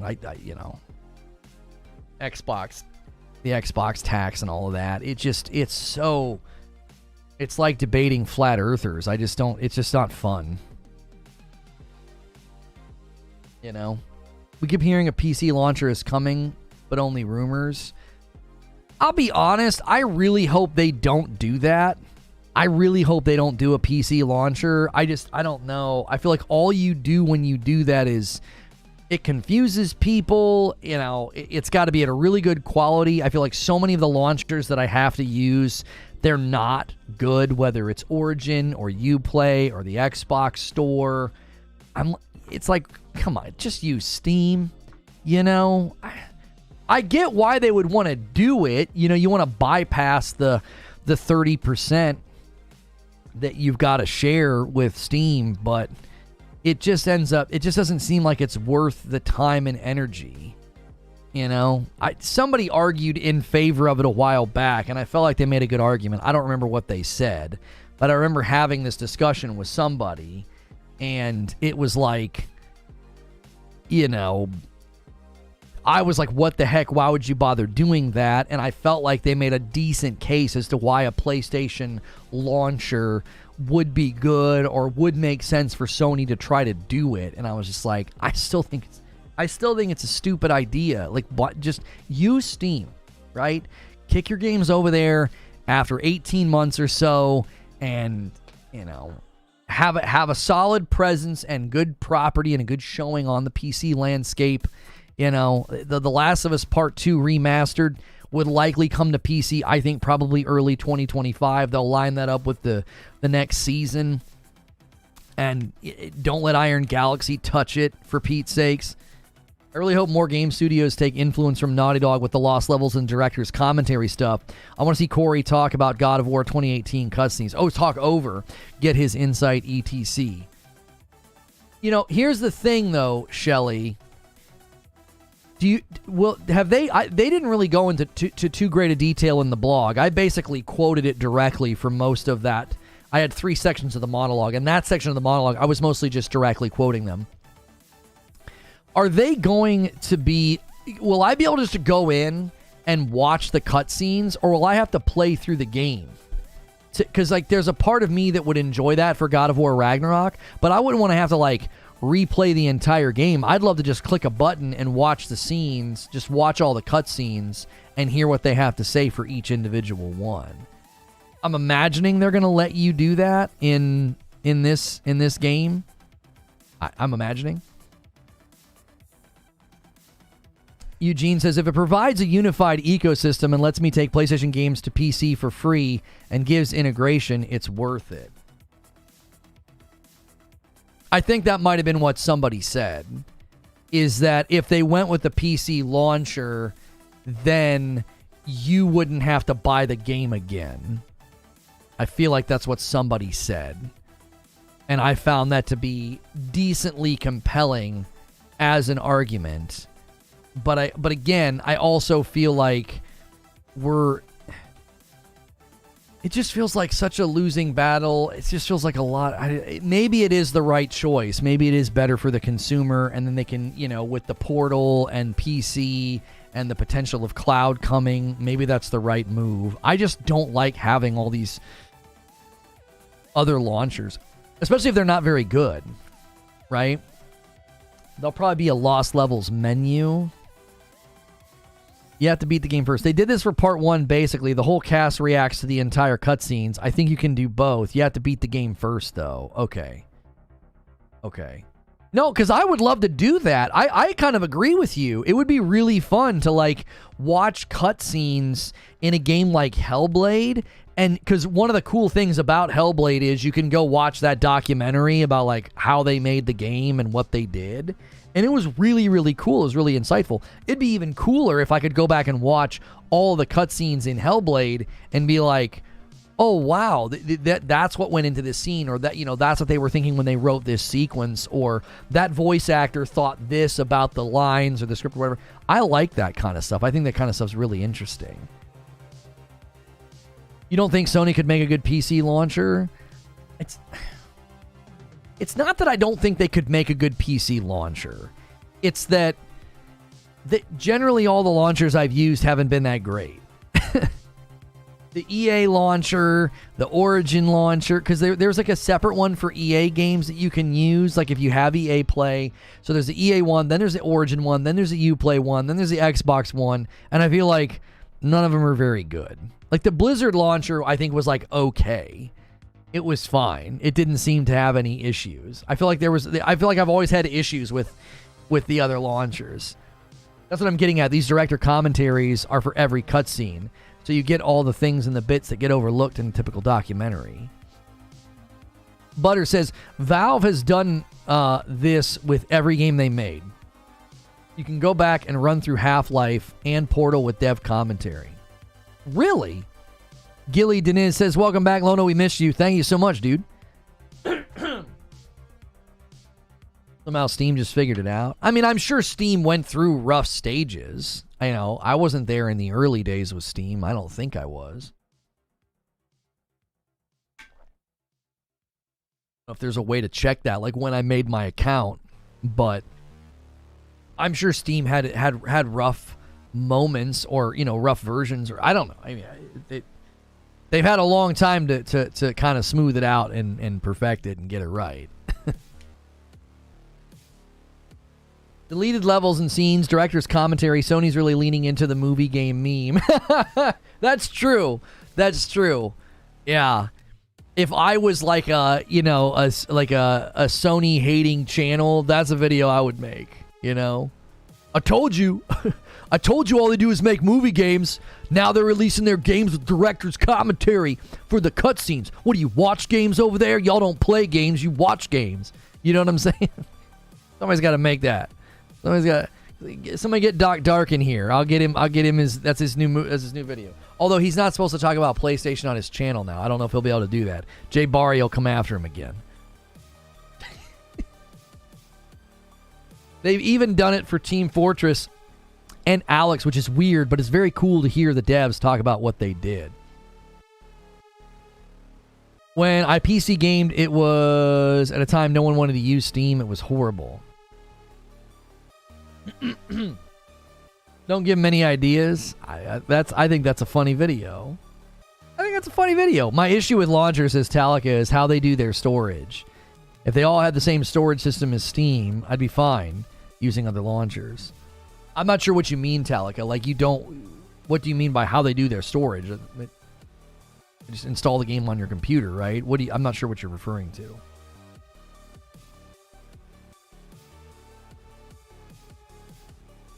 Sony made the PSVR 2 so they can put players in the movie. That's right. Is there a way to find out how long Steam took to smooth the edges? I have no idea. You'd have to try to find somebody who's done like a history of Steam video or something. And, you know, at what point did they really, you know, turn the corner and land and, you know, and become beloved? When did that happen? I don't know. You know, I don't know. I remember playing what did they call them? Were the games for Windows? I remember buying games and that was on the box. That was like on the clamshell. You know? Like, it was like right on the clamshell. It was like games for Windows. I remember playing games like that. Games for Windows was so bad. It would like do this thing. It would like check something when it first opened or something. I feel like it would be running while the game was running and it caused all these problems and everybody complained. I can't really remember. I think it was one of the Gears of Wars or something. Yo, Skatinator with 13 months and many more to come. I love the channel and this community so much. Most generous community on YouTube. Keep up the amazing work. Thank you so much, Skatinator. Welcome back, dude. You go through the entire Steam client update feed on the site. I don't really feel like doing that. Steam did all the same things people complain about other stores doing. I don't get the love, honestly. Well, it's a little bit of sunk cost, Eugene. Once you get that digital library built up, what are you gonna do? Skatinator comes in, doesn't just renew his own membership, but he gives one to somebody else. Thank you so much, Skatinator, taking us to 34. We're at 1,900 members. Let's get back to 2,000, and then we can set our sights on 2,500, and we'll do a community game night. If we can get to 2,500 members, we'll let you guys play a very not safe for work. A lot of those Jackbox games, they get a little crazy. A little bit of Jackbox. You guys have been asking for that. We can do that for sure. This Friday night is the return of Hilly Hijinks. You guys don't want to miss that. You have no problems with Steam? I mean, I don't have any issues with Steam. This Friday night, Hilly and I will be playing Lethal Company, this co-op horror game that's kind of exploded on Steam. It's got a 98%. And that's what we'll be doing. One thing I don't like about Steam is that there's no way to combine accounts. I'm stuck having the same game with different progress on each account.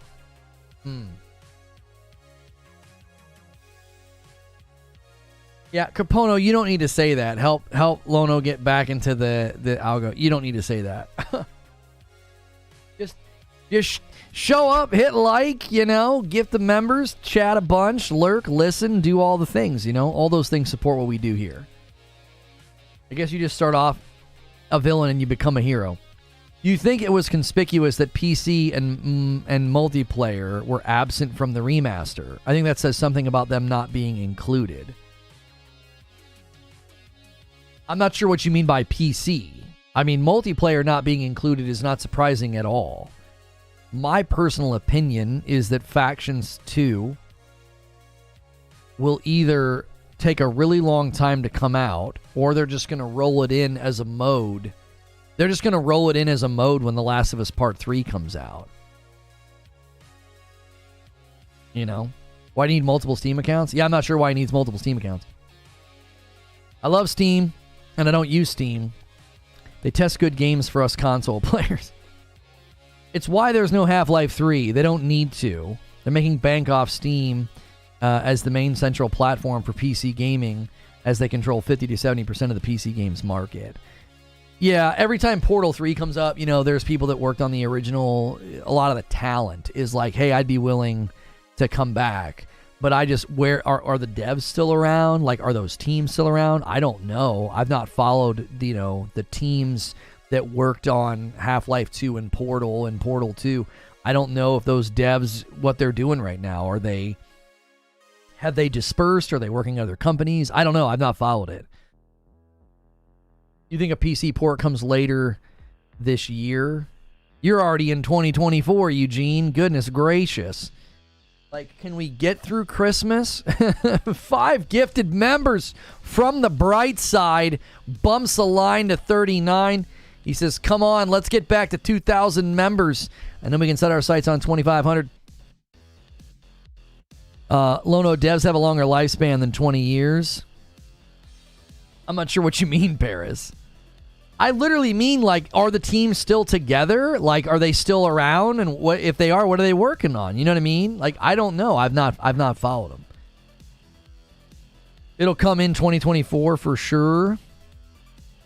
I actually could see them waiting and doing the PC port early 2025, mid 2025, time it with Season 2 of The Last of Us. I could see them doing that. Especially after the last port, take as much time as you possibly can. Let The Last of Us 2 Remaster just kind of ride the year on the PlayStation. And then late in the year, that's what they would do. Around this time next year, they would announce it coming to PC. They'll do the same thing. They'll kick it to next year. After Thanksgiving, the year is over in my mind. Okay, Scrooge. After Thanksgiving, it might as well be January. It might as well be tax season. After Thanksgiving, it's basically tax man's day. Dude, let Santa come down the chimney first. Stone Spire setting up an easy 10 bomb. Puts us at 40 out of 50. Thank you so much. We'll see if anybody takes the bait. A very, very nice layup there. Thank you, sir. Sony won't allow Last of Us Part 1 to happen again. Oh, I would certainly hope not. That was such a wasted effort. It's probably still not sitting at a good review score. Still, to this day. Its recent score is probably better, but it still is probably not very good. Last of Us Part 1. Looks like it's on sale still. $40. Its overall score is mixed at a 66%. The last 30 days, it's at a 94. Do you see what happens to a bad port? The scores get better over time, right? Your mixed score, 24,000. It's going to take a long time to right that ship. It does look nice. I mean, if we're honest. I mean, it does look nice when someone lands on this page and they see recent reviews 94. That certainly helps. But this right here, that's what a bad port looks like, man. It's so hard to shake this right. It's so hard to shake this score. It's gonna be like that for a while. December cost me more money than taxes. Bring on tax season, please. I just got part 1 again because of the part 2 remaster. I could see people doing that. I could see people saying that they want to get the part 1 and play it since part 2's coming. For sure. Those recent reviews weren't that good on Friday. Do you mean a bunch of people came and bought it? Do you think that's what's happened? Here's a review from the 23rd, and then October 31st, November the 6th, November 21st, November the 6th, November 22nd, November 21st. Yeah, it looks like a lot of the reviews are somewhat recent. Here, let's go most recent. Most recent. A bunch on the 28th, which is today. Yeah, a bunch on the 28th. I'm still scrolling, and now I'm to the 27th. Yeah. It looks to me like they had a bit of a boost in sales, probably because of the announcement. They've been positive for a while. I've been looking. I mean, yeah, the recent 30 days has been on the uptick, and that makes sense, right? They went back and they've fixed things, and they've improved things, and that's great. But that just goes to show you a bad port will really, it may never recover on its overall score. It may never recover. A year from now, it'll probably still be in like the 70s. It's just when you have 24,000, reviews, number one, that hurts your momentum. Like when it first came out, a ton of people didn't buy it that would have bought it because they went and looked at the score and they were like, oh my gosh, right? That's a really quick, that's a shin kick if I've ever seen one, right? As soon as you try to start running, all the reviews are negative. It's like, well, then anybody who works with Steam historically, like that's their digital library, they're going to go to that storefront and they're going to say, I'm not buying this game. Oh my gosh. It's in the red. The momentum for Returnal got hurt because they used the Epic Online Store for co-op, and people saw that little Epic Online Store pop up and they thought it ghost installed the Epic launcher. And so immediately day one, I remember I went and I saw a bunch of negative reviews. I'm like, what's wrong? Was it a bad port? No, a bunch of them were like, it ghost installs the Epic Game Store. And I was like, oh, here we go. So day one, people went to buy Returnal and they saw a bad score and they read the reviews and they were like, I'm not letting Epic Game Store get ghost installed. And it really hurt Returnal's reception on PC, which is super unfortunate because it's a very good port according to anybody who's done tech analysis, and it's a fantastic rogue, and rogues are super popular on Steam. I was very frustrated by that. Like one of my favorite games basically got kneecapped on its launch day. It's like you couldn't warn people, I don't even know. I guess I don't know how you would, How do you warn them about something like that? Yeah, it's going to use Epic Online Store for co-op. Sony will lose hundreds of dollars more from me next year. Curious to see updated PS Plus numbers. Yeah, PS Plus has got in my estimation, they need to do a full court press of, updates. Here's new stuff. Here's better stuff. I think the way that it's laid out on the PlayStation also just kind of looks terrible. It just feels super cluttered every time I go over there. I'm like, what is this? I should go over there and it should just be like, doom, doom, doom. Here are the games. I shouldn't have to go searching. Game Pass is so superior in that regard. I scroll down, and there's like 4 or 5 games right there. I'm like, oh, cool. It just isn't put together very well. Subservices in general are plateauing. You're not helping yourself when you make it look cluttered and messy and you take away the annual discount that people were, they don't take it away. It just isn't as big. Craig with 27 months in a VIP. Finally got a PS5. You made Returnal look easy. It is not. Yeah, I'm doing a fresh run myself right now. and I got to biome 4 like with ease. I didn't die once, and they let you keep the astronaut even when you roll over to biome 4. Like, they reset my gear, but I still had the astronaut. I think I did, because I died last night and I stood back up and I was like, huh? Unless I bought one and didn't realize it. Anyways, yeah, biome 4 kicked my butt, and then I played it again and I beat it, and then biome 5 just swung on me. It absolutely swung on me. Like, I was not ready. I went into a room, got a little cooked. I was like, okay, tried to be careful, and then all of a sudden I was like, my health was gone. I got melted by something. It was something far away in the room, and it just shot a bunch of stuff, and then all of a sudden there was somebody next to me. I was done, dude. Biome 5 just absolutely swung on me. Returnal's easy once it clicks. Yeah, even when you have a good build and you feel like the game has clicked, that shift from 4 to 5 felt like a pretty big swing. It was fast. I remember people being shocked when I did my full run through. I remember people being shocked at how I got through biome 5 so easily. I played very passively. I remember I sat back, I had a portal, a gun with the portal beam, and I was able to kind of sit back. And I played a little bit more aggressive. Yeah, the underwater level, that's biome 5. I played a little bit more aggressive. I was kind of pushing into the rooms instead of sitting back, and I just got absolutely cooked.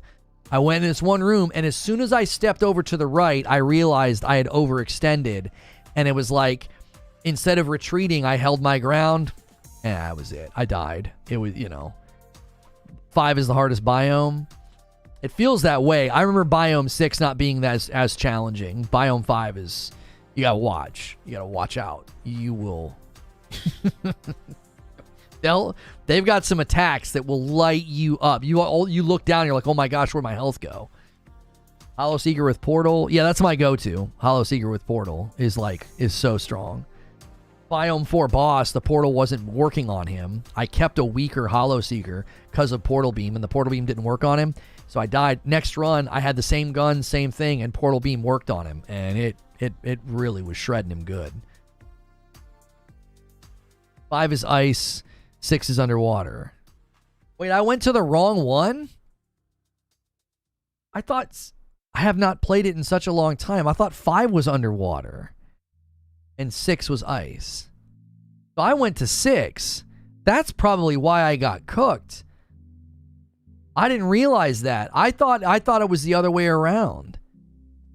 I swore the time that I played it with you guys, I went underwater first. I swore I did. No, you're right, because the ice has like those little individual rooms that are really, really tough. That's probably why I got cooked. Their damage output was higher than where I was. Like, I didn't have the health for it. My gun probably was, it was doing fine, but that's probably one of the reasons I died so fast. I didn't realize I skipped 5. I swore on my run through that I went underwater first. That was my memory. Like, I went to both sides, and I looked, and I saw ice, and I went to the other side, and I looked down and saw water, and I was like, I think it's water, and I just jumped in. Ice has the gauntlets. That's right, because 5 doesn't have a traditional boss. 5 just has, like, the really tough rooms, so there's not a real boss. That's right, and then you go to 6. That's underwater. That leads to the final boss. I got it wrong. That's my fault. That's my fault. I remember playing 5 really passively. All those rooms and challenges, I just sat back on the door and my portal did all the work for me. I can't believe I forgot. That. I have not been able to... That final... When I finally did that run through, I think that was 2 years ago. Wasn't that the end of 2021 where I did that? That was 2 years ago. Like, I've not done a full run through in 2 years. So I guess it makes sense why I forgot. 4 to 5 is a massive jump. I went 4 to 6. Y'all need to learn about our Lord and Savior Dreadbound. Isn't that the one that goes do-do-do and then you have to wait for them to come back? I hate that gun. Did you get my order for the coffee? Let me check. I got an order of a Frickmas blend. Somebody with the name, the first name starts with J. I'm assuming that's you. I don't want to say your first name or your last name. But I have an order here of 1 bag of Frickmas. The organ player is one of my favorite fights in all of gaming. I recorded his song, like I stood there behind him and I recorded like 2.5 minutes of his song, and then I went all the way back down and I recorded going up because the music swells and adds layers as you go up. It's gotta be one of the best sequences in a game. It's almost as good as when Senua gets to the tree and remembers meeting Dillion. That's one of the most beautiful, most artistically creative, so well executed sequences in a game I've ever played. When Senua gets to the tree and she remembers meeting Dillion, and the swelling music for Biome 4. I mean, I died and I'm like, I'm almost fine with it because I get to replay Biome 4 and experience that again. It's so good. Goosebumps every time. I fought him twice last night, and both times on my way up to that boss. It's just absolutely phenomenal. It's absolutely phenomenal. It's such a shame that artistry is like a hidden nugget inside the game, and so many people didn't get there because Biome 3 was so hard before they retuned it. I remember Biome 3, like, I would die faster in Biome 3 against an astronaut, and he did more damage than the frickin' Biome 2 boss. It's like, I beat Biome 2 boss, I step into Biome 3, and those frickin' astronauts would smoke you. And they finally retuned it. A bunch of people that will never experience the greatness that is Biome 4 because Biome 3 kicked the crap out of them. They never went back. I did. I stopped playing the game. I was like, and I tried to tell people, I'm like, Biome 3 is overtuned. No, it's not. No, it's not. Housemarque agreed with me. They retuned it. And it plays exactly as it should. Like, it feels like a step up from 2, but it's not like, it doesn't punch your teeth out. You know? It's long too, dude. Biome 3 is not short. I love it. I love the settings. Oh, the environments are so good. The Returnal discussion is excellent. Listening to it from California while at my job for the DHA, Department of Human Assistance. Hey, man, thanks for hanging out, dude. Glad you're enjoying the conversation. We're 10 away from 50. Let's get 300 likes. If you guys have been enjoying the show and discussion, make sure you're smashing that like button. We need 50 more likes. You never beat the real 3? Oh, shut up. Just shut up. How in the world do you guys get past Biome 2? I only recently started playing, but it seems like I never get past it. I'm not trying to make you feel bad, but I feel like Biome 2 is, if you properly get outfitted in Biome 1, Biome 2 is kind of cake. I think what you're doing is you're skipping too many rooms in Biome 1. Biome 1, especially now that you can suspend your run, you should exhaust everything in Biome 1. You will be so strong going into Biome 2. Biome 2 should be cake if you properly outfit in Biome 1. It sounds like you're skipping too many rooms. Because I had such a killer build, and the reason was I did everything in Biome 1. Every blue room, every optional fight, I did it all. And I was armed to the teeth when I got to Biome 2. I just smoked it. Yeah, Biome 2 is the desert, yeah. And you fight the guy that flies around at the end. He's the boss. He's really, really easy. I think he's easier than, in some respects, I feel like he's a little bit easier than Biome 1. He's just so easily, like, you just pivot. He just flies out, you pivot, shoot. He flies out, you pivot, shoot. Like, you always put yourself, like, on the angle of what he's shooting at. He feels pretty manageable. That's why Biome 3 always felt like, what happened? Because Biome 2 boss felt super manageable, and then I'd get into Biome 3, I'd face an astronaut and be like, what the heck? Like, I would die so fast. You're stuck on Biome 4, bin 'em in. Biome 4 is it's like a marsh. It's basically Biome 1 overgrown. So some of the rooms are familiar, but it's all overgrown. You think Biome 2's boss is the hardest? Really? Biome 2 boss is where the journos got stuck? Huh. Oh, I don't know why it just doesn't seem as hard to me. I feel like Biome 1 can be harder because you can if you don't get a good gun, the fight just can go upside down on you. I don't know. I think everybody's, I guess everybody's a little bit different. Biome 3 has the second phase with the air. Oh, I love it. I love it. It's so fun. If you can get you automatically heal at low integrity, if you can make it to the part where you're in the air, you basically can't die. You'd have to almost intentionally die because he doesn't shoot at you enough. Like, you'll take a little bit of damage, but by the time you get back to the front area where he's shooting at you more effectively again, you've already healed again. Like, you're basically invincible if you can get heals at low integrity, and if you can make it to the air, you're fine. He won't touch you. I mean, he will, but he won't kill you. Biome 2 boss was by far the hardest for a new player. I mean, I think I'll agree with that. I think I would agree with that. He has a couple of things he does that are pretty tough to manage. His third phase, he beat me up quite a bit. I had so much health and so many perks, I was okay. But I think I would agree with that. He has a couple of things he does in his third phase, especially where he combines a lot. Like, he's slamming the ground, he's shooting at you, he comes up to you and tries to hit you. Yeah. Biome 3, 4, and 6 bosses are pretty free. Yeah, the problem with Biome 4 was I went in with a gun that I knew was weak, and I did it for the portal. I thought, oh, this will do all the work for me. I was turning down like a 3-level bump, you know?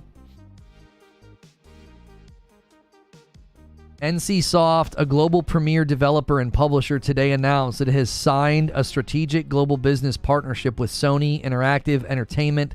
The two companies' CEOs, Taishin Kim and Jim Ryan, have met and jointly signed the partnership. Under this partnership,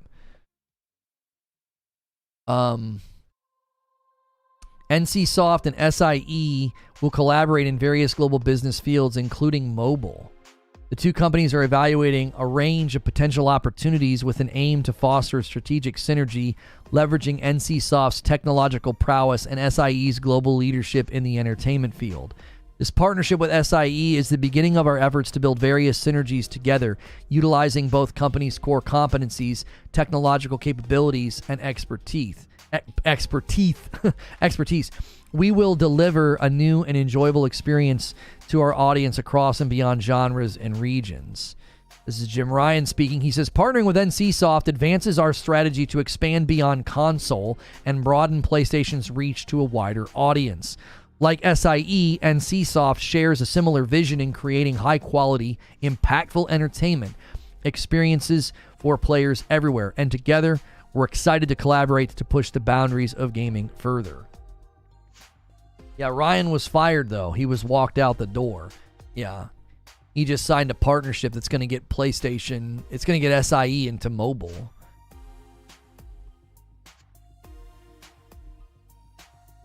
That's pretty big. Didn't he get fired? Yeah, he got fired. Yeah.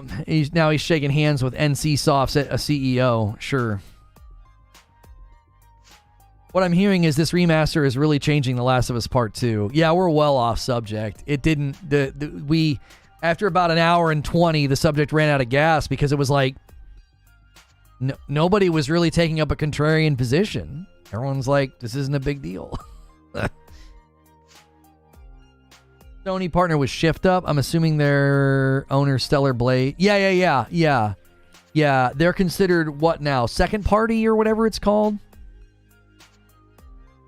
Wild how Jim Ryan was fired, but Sony let him sign deals. Yeah.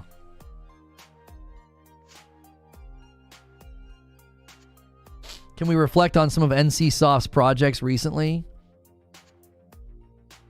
Yeah, I mean, a lot of people were poo-pooing NCSoft last couple times we've tried to cover their upcoming games, and how? I thought PlayStation was going bankrupt. That was a good one. I like that one. They find some insider who's like, they're gonna close up next year. I was like, oh, really? Wow.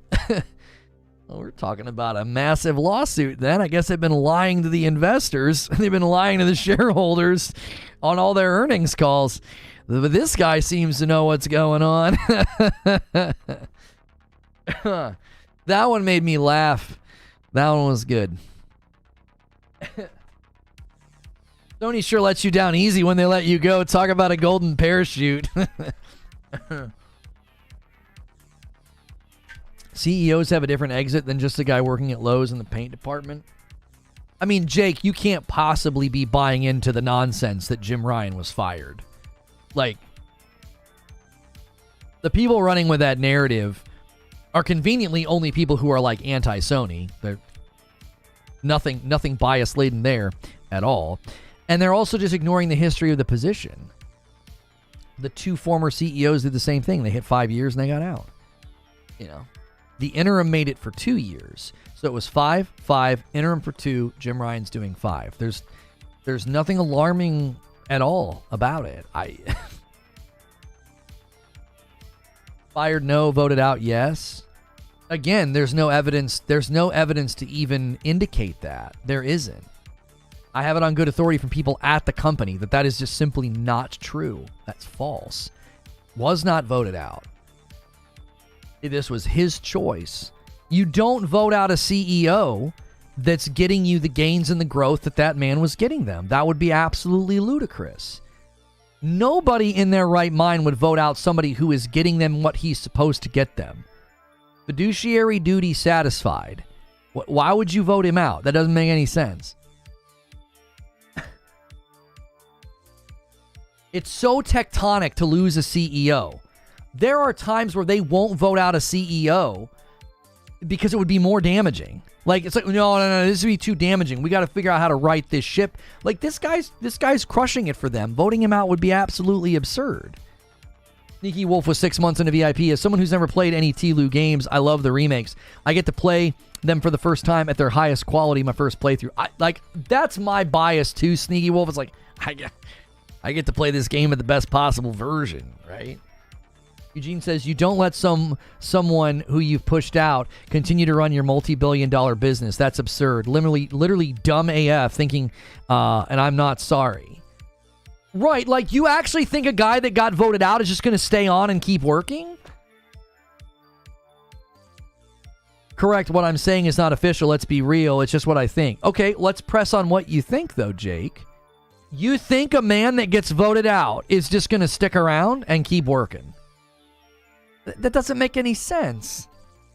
What CEO gets voted out, is allowed to stay on for however many months it is, and just keeps on trucking? He'd walk out the door. He'd be like, what do you mean? I'm not going to stay. If you voted me out, I'm out. Bye. This was his choice.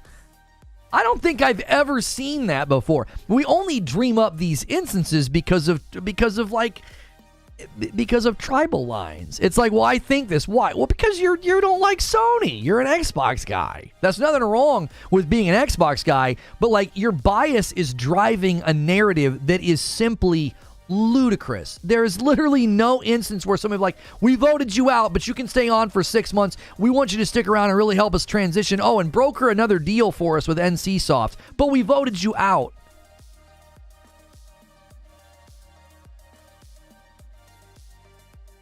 I've been in a corporation whose CEO was voted out, and he stayed on and made moves in the 5 months he was still in. Personal experience. And I'm a PC guy. Okay, you're a PC guy. Who has your avatar. Your avatar is literally Jim Ryan holding a controller like a goober. Okay. A lot of you PC guys seemingly just really don't like Sony. I've always found that to be interesting. I'm PC, dude. I'm PC Master Race. And they really don't like Sony for some reason. And commonly run the false narratives against Sony. I don't get it. It doesn't make any sense to me. If you're a PC guy, why do you care what Sony does? We don't trust you to run our business, but go ahead and keep using this checkbook for 6 months. Come on, it's a funny picture. I'm not saying it's not a funny picture. I just find it very convenient that a lot of the guys who claim to be PC Master Race and don't have a dog in the console war wail on one side way more than the other. It just is interesting to me. Just an observation, that's all. A lot of the PC Master Race guys, for some reason, I don't know what the reason is, they really don't like Sony, and I don't get why. I want them to put games on PC day and date. I mean, I guess that's a somewhat valid complaint. Maybe not valid. I understand that complaint. You're like, I spent all this money on my PC, put your games over here so I can play them. I don't want to buy what you probably view as an inferior piece of technology. I can understand that. I don't understand why anybody would run with this narrative that they voted out a guy. I guess that'd be my question, Jake. Why do you think they voted him out? What's the impetus? What's the causality? What did he do? There's a handful of reasons people throw out, and they're all equal in stupidity. It's he failed to block the merger. I'm not even going to dignify that. That's like arguing with the flat earther. The second reason that he got voted out was because he was pushing too hard for live service. Well, they just recently pushed in an earnings call that they are continuing that strategy. They're not wavering from that. So that can't possibly be the reason. What reason would they vote him out? It can't be based on earnings. He's done exactly what you want to see from a CEO. Year over year, every year the man's been at the helm, they've seen an increase. So what would the reason be to vote him out? Like what in your mind is this impetus, this causality to be like, yeah, Jim Ryan's got to go. Let's vote him out of here. I don't get it. I don't get the position at all. It seems so intellectually bankrupt. It doesn't seem like a reasoned position. It's just like, I don't like Sony. I think Jim Ryan's stupid, and he was probably fired. And it's like, what? The logic seems more based in a dislike for Sony or Jim Ryan than what a business would actually do. PC day and date would force games to release later. All you're doing is delaying when the game comes out. Yeah, you wouldn't actually get the games any quicker. That's a well-made point from AOZ.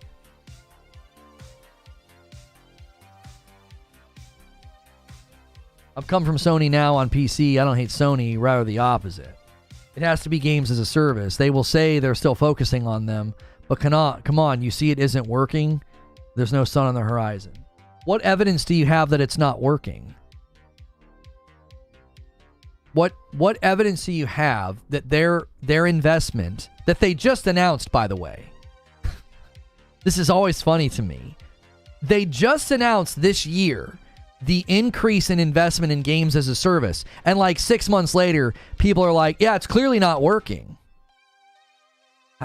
What evidence do you have that it's not working? I don't understand. They just this year announced that they're going to, where are the games? Right. Jake, do you pay any attention at all to games, gaming news, gaming development cycles? You're here with a red badge. You seem like somebody that would know more about this than you appear to. So this year they announce that they're going to invest more money in live service games. And 6 months later, you're like, yo, where are the games? What do you mean, where are the games? They just announced that this is an effort going forward. I don't understand. So you thought they were going to announce this in the earlier part of 2023 and what we were going to have like a mountain of games right now? The fact that the games are taking long and even being canceled is a positive thing. It shows they're not just throwing out trash. That's another angle I would take. I'd much rather them have, say, Factions 2 isn't going to work, put it on ice. I'd rather have them do that than push it out and have it be bad. And again, they just this year indicated that bar graph that has everybody losing their minds because they don't understand how to read a bar graph. They're like, oh my gosh, we're not going to get traditional PlayStation games anymore, except for the traditional section is higher than it's ever been. And then the games as a service section is larger than it's ever been. It's a 50-50 split. They just announced that this year. So the games will likely not be hitting the market for 2, 3, 4, and 5 years. Like, that's what I don't understand. Where's the evidence that it's not working? They just announce it. Now, yes, They said, oh, we're going to have 12-something games by 2026. And I was like, there's no freaking way. And they've recently readjusted that projection to be 6. Okay, that makes more sense. It looks like we're getting 2 of them next year.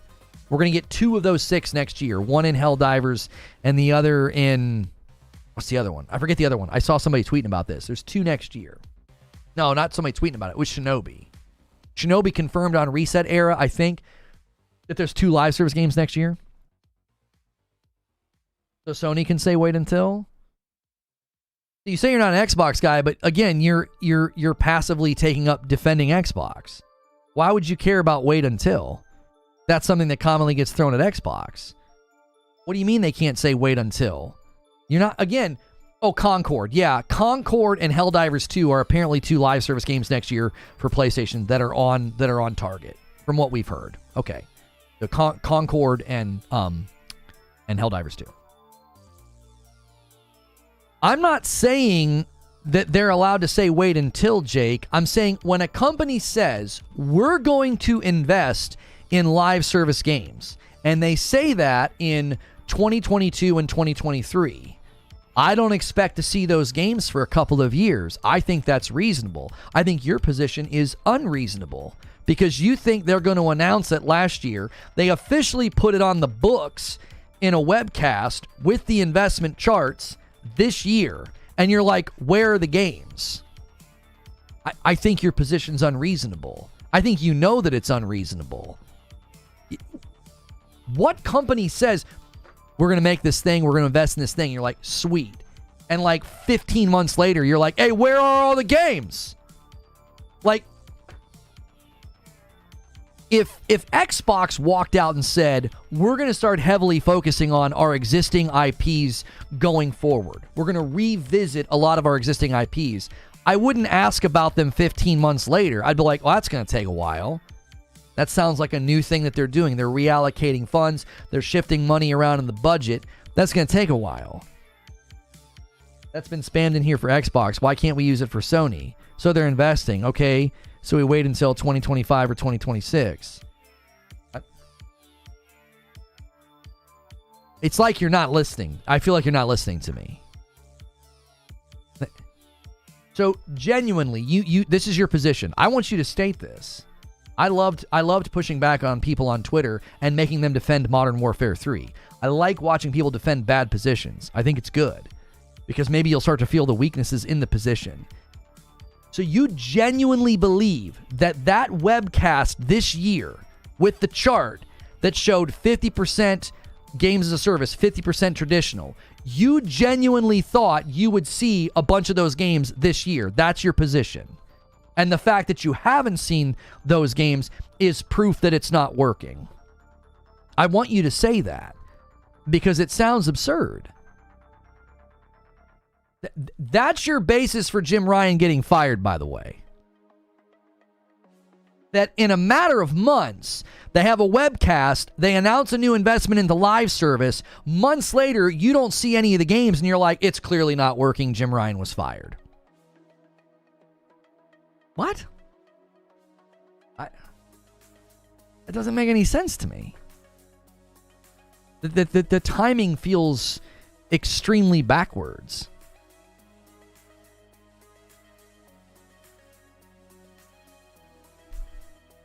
Colin M. touched on this a while back. He said Xbox needs to invest in its IPs, but they'd rather buy them than invest into them. And that's because of the Xbox has no real identity or culture. I mean, I don't want to make this about Xbox. In my estimation, the live service push from PlayStation is untested right now. We have no idea if it's going to work or not. We have no idea. I said it's risky. I said when they said 12 by 2026, I said I bet you about half of those don't even make it. They either get canceled or delayed. That turned out to be true. I actually predicted 4. I said by 2026, I bet you we get 4. We're getting 2 next year. I wouldn't be surprised if we get 2 or 3 the following year. 4 or 5 before 2026 arrives. And it's risky. It wouldn't surprise me at all. It wouldn't surprise me at all if a lot of those live service games fail. Wouldn't shock me in the least. One of the reasons I think they're investing so much in it is they know fail rate is of a higher probability. Like, they know they can push a new God of War. They can push a new Ghost of Tsushima. They can push a lot of this property, and they know it's going to sell well. Like, they knew Spider-Man 2 was going to be crazy, right? Super commercially successful. They have a lot of confidence, I think, in that approach. But I think they probably know, man, a lot of these live service games, they probably won't make it. I'm not sitting here saying I'm pro live service. I think live service is the natural evolution of how we play games and how big the studios are, how big the games are. I think live service is a natural stage of evolution of game development. So, I'm not pro or against live service. I'm pro good practices and against bad practices. So, if they can launch a really good and well-structured live service game in Helldivers 2, for example, that's great. I'm all for that. That's not me being pro live service. That's just me saying, listen, I think live service is the natural culmination of a bunch of realities in the gaming market. So what we should do is support good practices and be against bad practices. Just like with microtransactions in games, I don't think it is completely avoidable. I do think there are games that avoid it, but I think a lot of games can't avoid it. They've got to find ways to subsidize and monetize their projects. In light of all of that, I find it completely ludicrous to think that, number one, the game as a service, I didn't turn the timer on today. I think it's ludicrous to think that the game as a service push from Sony, number one, to think that it's failed in such a small amount of time. It's been so short. A lot of the projects haven't even hit the public yet. So how do you know that it's failed? You know, how? Secondly, number one, I think that's the most faulty premise of all, is that, that the live service push has failed. That premise is so faulty and defunct, it hasn't even been put into practice yet. All we know is that Bungie just now started their job. If you go look at the webcast about this, there was a period of onboarding where they weren't doing anything. They were being brought on, establishing the standards and the processes, and now they're going to start overlooking the projects. That's just started now, since the acquisition. Or we could call it a merger, okay?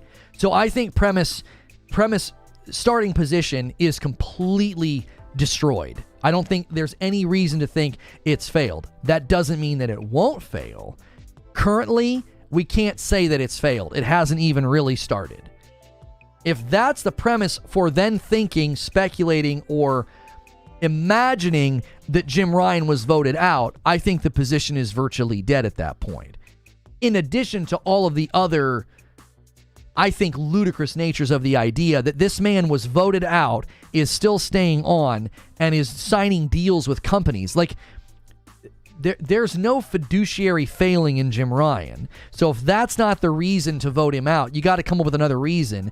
And as I said, he failed to block the merger. That's flat earther energy. And then secondly, the live service push. That's so much smoke, no fire. We've got a couple of people saying that, like, some of the companies weren't comfortable with it. That's probably true. That doesn't mean you vote out your CEO. Because companies that are more traditionally accustomed to single-player games are like, yeah, we're not really digging this game as a service thing. I actually think that's healthy, and they should push back. Because if they don't think they can do it, they need to communicate that. Because if not, we're going to get a bunch of redfalls. Because Arcane didn't communicate that loud enough to ZeniMax. And they should have. If they did communicate it loud enough and ZeniMax pushed forward, then that's on ZeniMax. But that is healthy.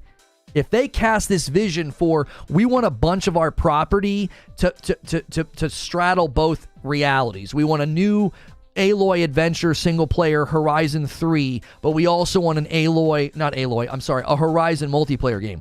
If Guerrilla doesn't push back on that and say, we're not comfortable with this, we don't know if we can do this, they need to say that, because then they could be properly equipped with either outsourcing, expertise from Bungie, subcontracting, something. Because if you don't do that, you're just going to end up with a bunch of redfalls. So, it doesn't shock me that there was like insiders saying, well, these studios aren't really comfortable with live service. I would hope they would say that, because that's not their area of expertise. That's why I wasn't surprised when Factions 2 got put on ice. That's not Naughty Dog's area of expertise. Live service games, there really aren't even that many companies you could say that they're an expert on live service. A bunch of people have tried it. A lot of people have tried it. Not a lot of people can say they're an expert in that field. Does that make sense? I want to play as a Thunderjaw. It actually would be really fun to play as the robots, as the creatures. That actually would be really fun. I remember loving Beast Mode in Gears. I played as a boomer. Boom. I loved it. It was so fun. Skyfire. That was so fun, dude. I played that for hours with my friends. If there is a game that I would, if there's a mode that I would love to see in the next Gears, is that one. It's that one, dude. It was fun. There was something about it, you know? It was just fresh. Fresh and fun. Where did this thumbnail you sent me go?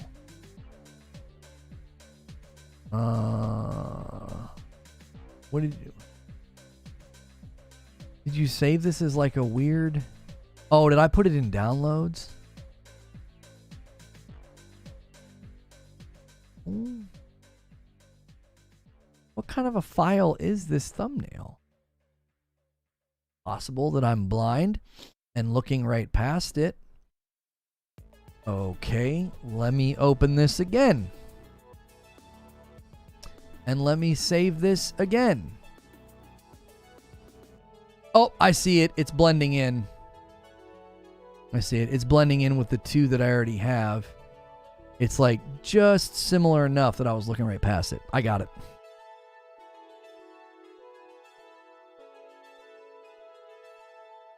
Okay. Oh yeah, we need to change the title.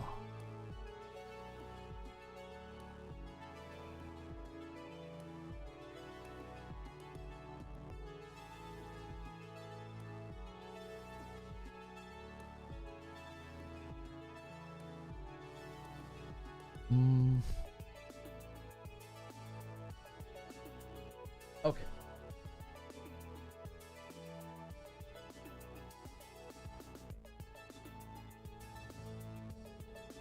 Thunderjaw, you mean MJ and Spider-Man? Oh, that's mean. That's mean, bro. You call her by her Christian name, dude. That's Mary Jane Wick. It's Mary Jane Wick, bruh.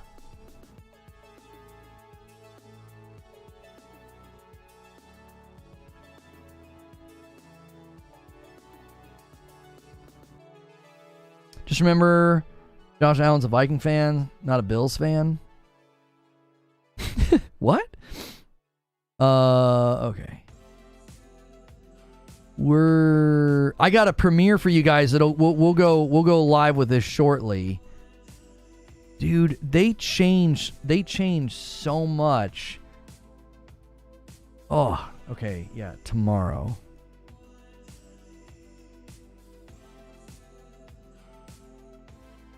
They changed so much with YouTube on the back end. Like, it all looks like really nice and pretty now. But my dark mode thing in Chrome is causing me so many problems now. Like, I can't see anything. I keep having to disable it. It's like I can't tell if like boxes are checked or bubbles are checked. It's freaking terrible, dude. All right, we're going to go in 7 minutes. You guys have 7 minutes if you want to try to hit 50 members. We need 10 more members. 10 more members to hit 50. I'll owe you 10. I will do those members in the premiere. I give you guys the maximum amount of time to hit those goals. We're basically at 2,000 members. If we hit 50 and I do my 10, we'll basically be right at 2,000. We're trying to hit 2,500 for a community game night, and then 3,000 will be beyond. Dark mode plugin is horrible. Yeah, they just recently did an update to it and it ruined all my stuff. It ruined all my stuff. Like, YouTube looks wrong. My Word document that I used for my my monologues is wrong. Like, I'm like, what in the world is going on?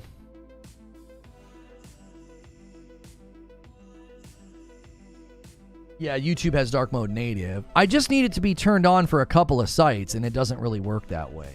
So, all right.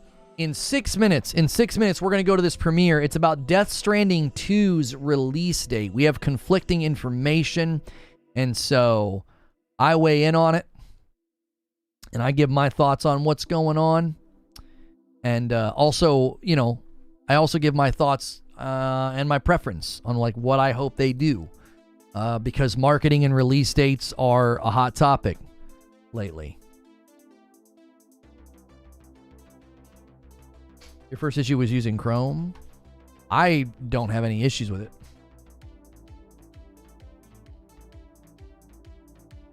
Are you giving us a Portal on the Go review?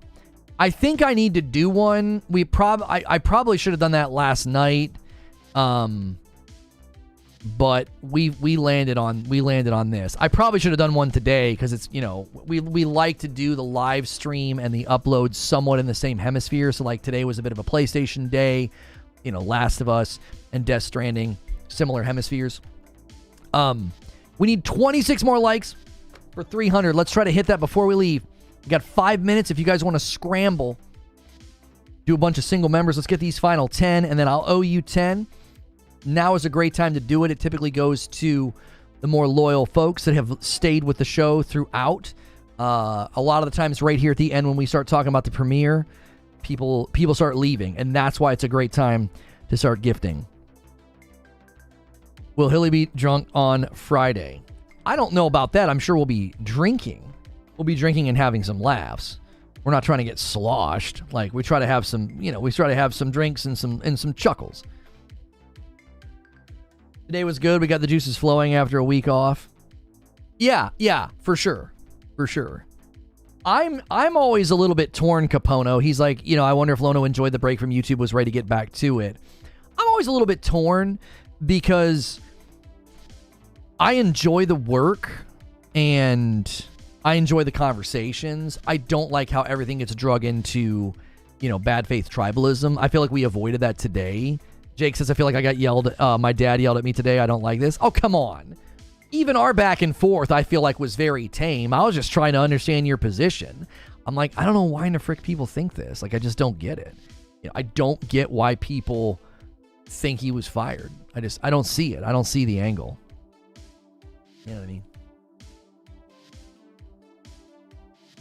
I'm trying to take up more of a, okay, we can disagree, but I want to be more like, okay, well, just explain your position to me. And then once you did, I feel like I just attempted to dismantle it. And I'm attempting to disagree without being disagreeable, which is really difficult because a lot of the times people come in and, you know, they're arguing from bad faith, or they're taking a swipe, or they're on a brand new account trying to bait me so they can get a clip. Like, it's really hard not to react to that instead of just have a discussion. In general, it's difficult when the terms are set before I start talking sometimes. I feel like sometimes people set the table and it's already a mess, and I'm trying to, like, you know, be charitable and be kind to somebody who isn't being charitable and isn't being kind. And so it ends up backfiring. Now, the reason it was easy with Jake is Jake's been around a long time, and I knew Jake wasn't, like, trying to, like, be a jerk or anything. He just saw things differently. You know?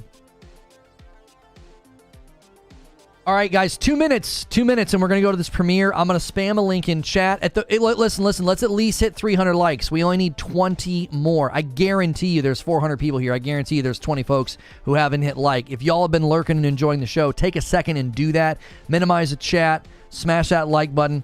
In 60 seconds, I'm going to spam a link in chat. You can use that link to go to the premiere, or you can try to ride the redirect. If redirect doesn't work and it takes you to the wrong video, it will be the featured video on this channel, okay? And then we will go to a members-only debrief. So if you guys want to try to slam home these 10 members in the premiere, I'll honor it. I'll gift the members that I owe you, and then we'll have more people to take to the debrief. And then we end the day with the writer's room. All right? All right, click the link in chat, and I'll see you guys over there.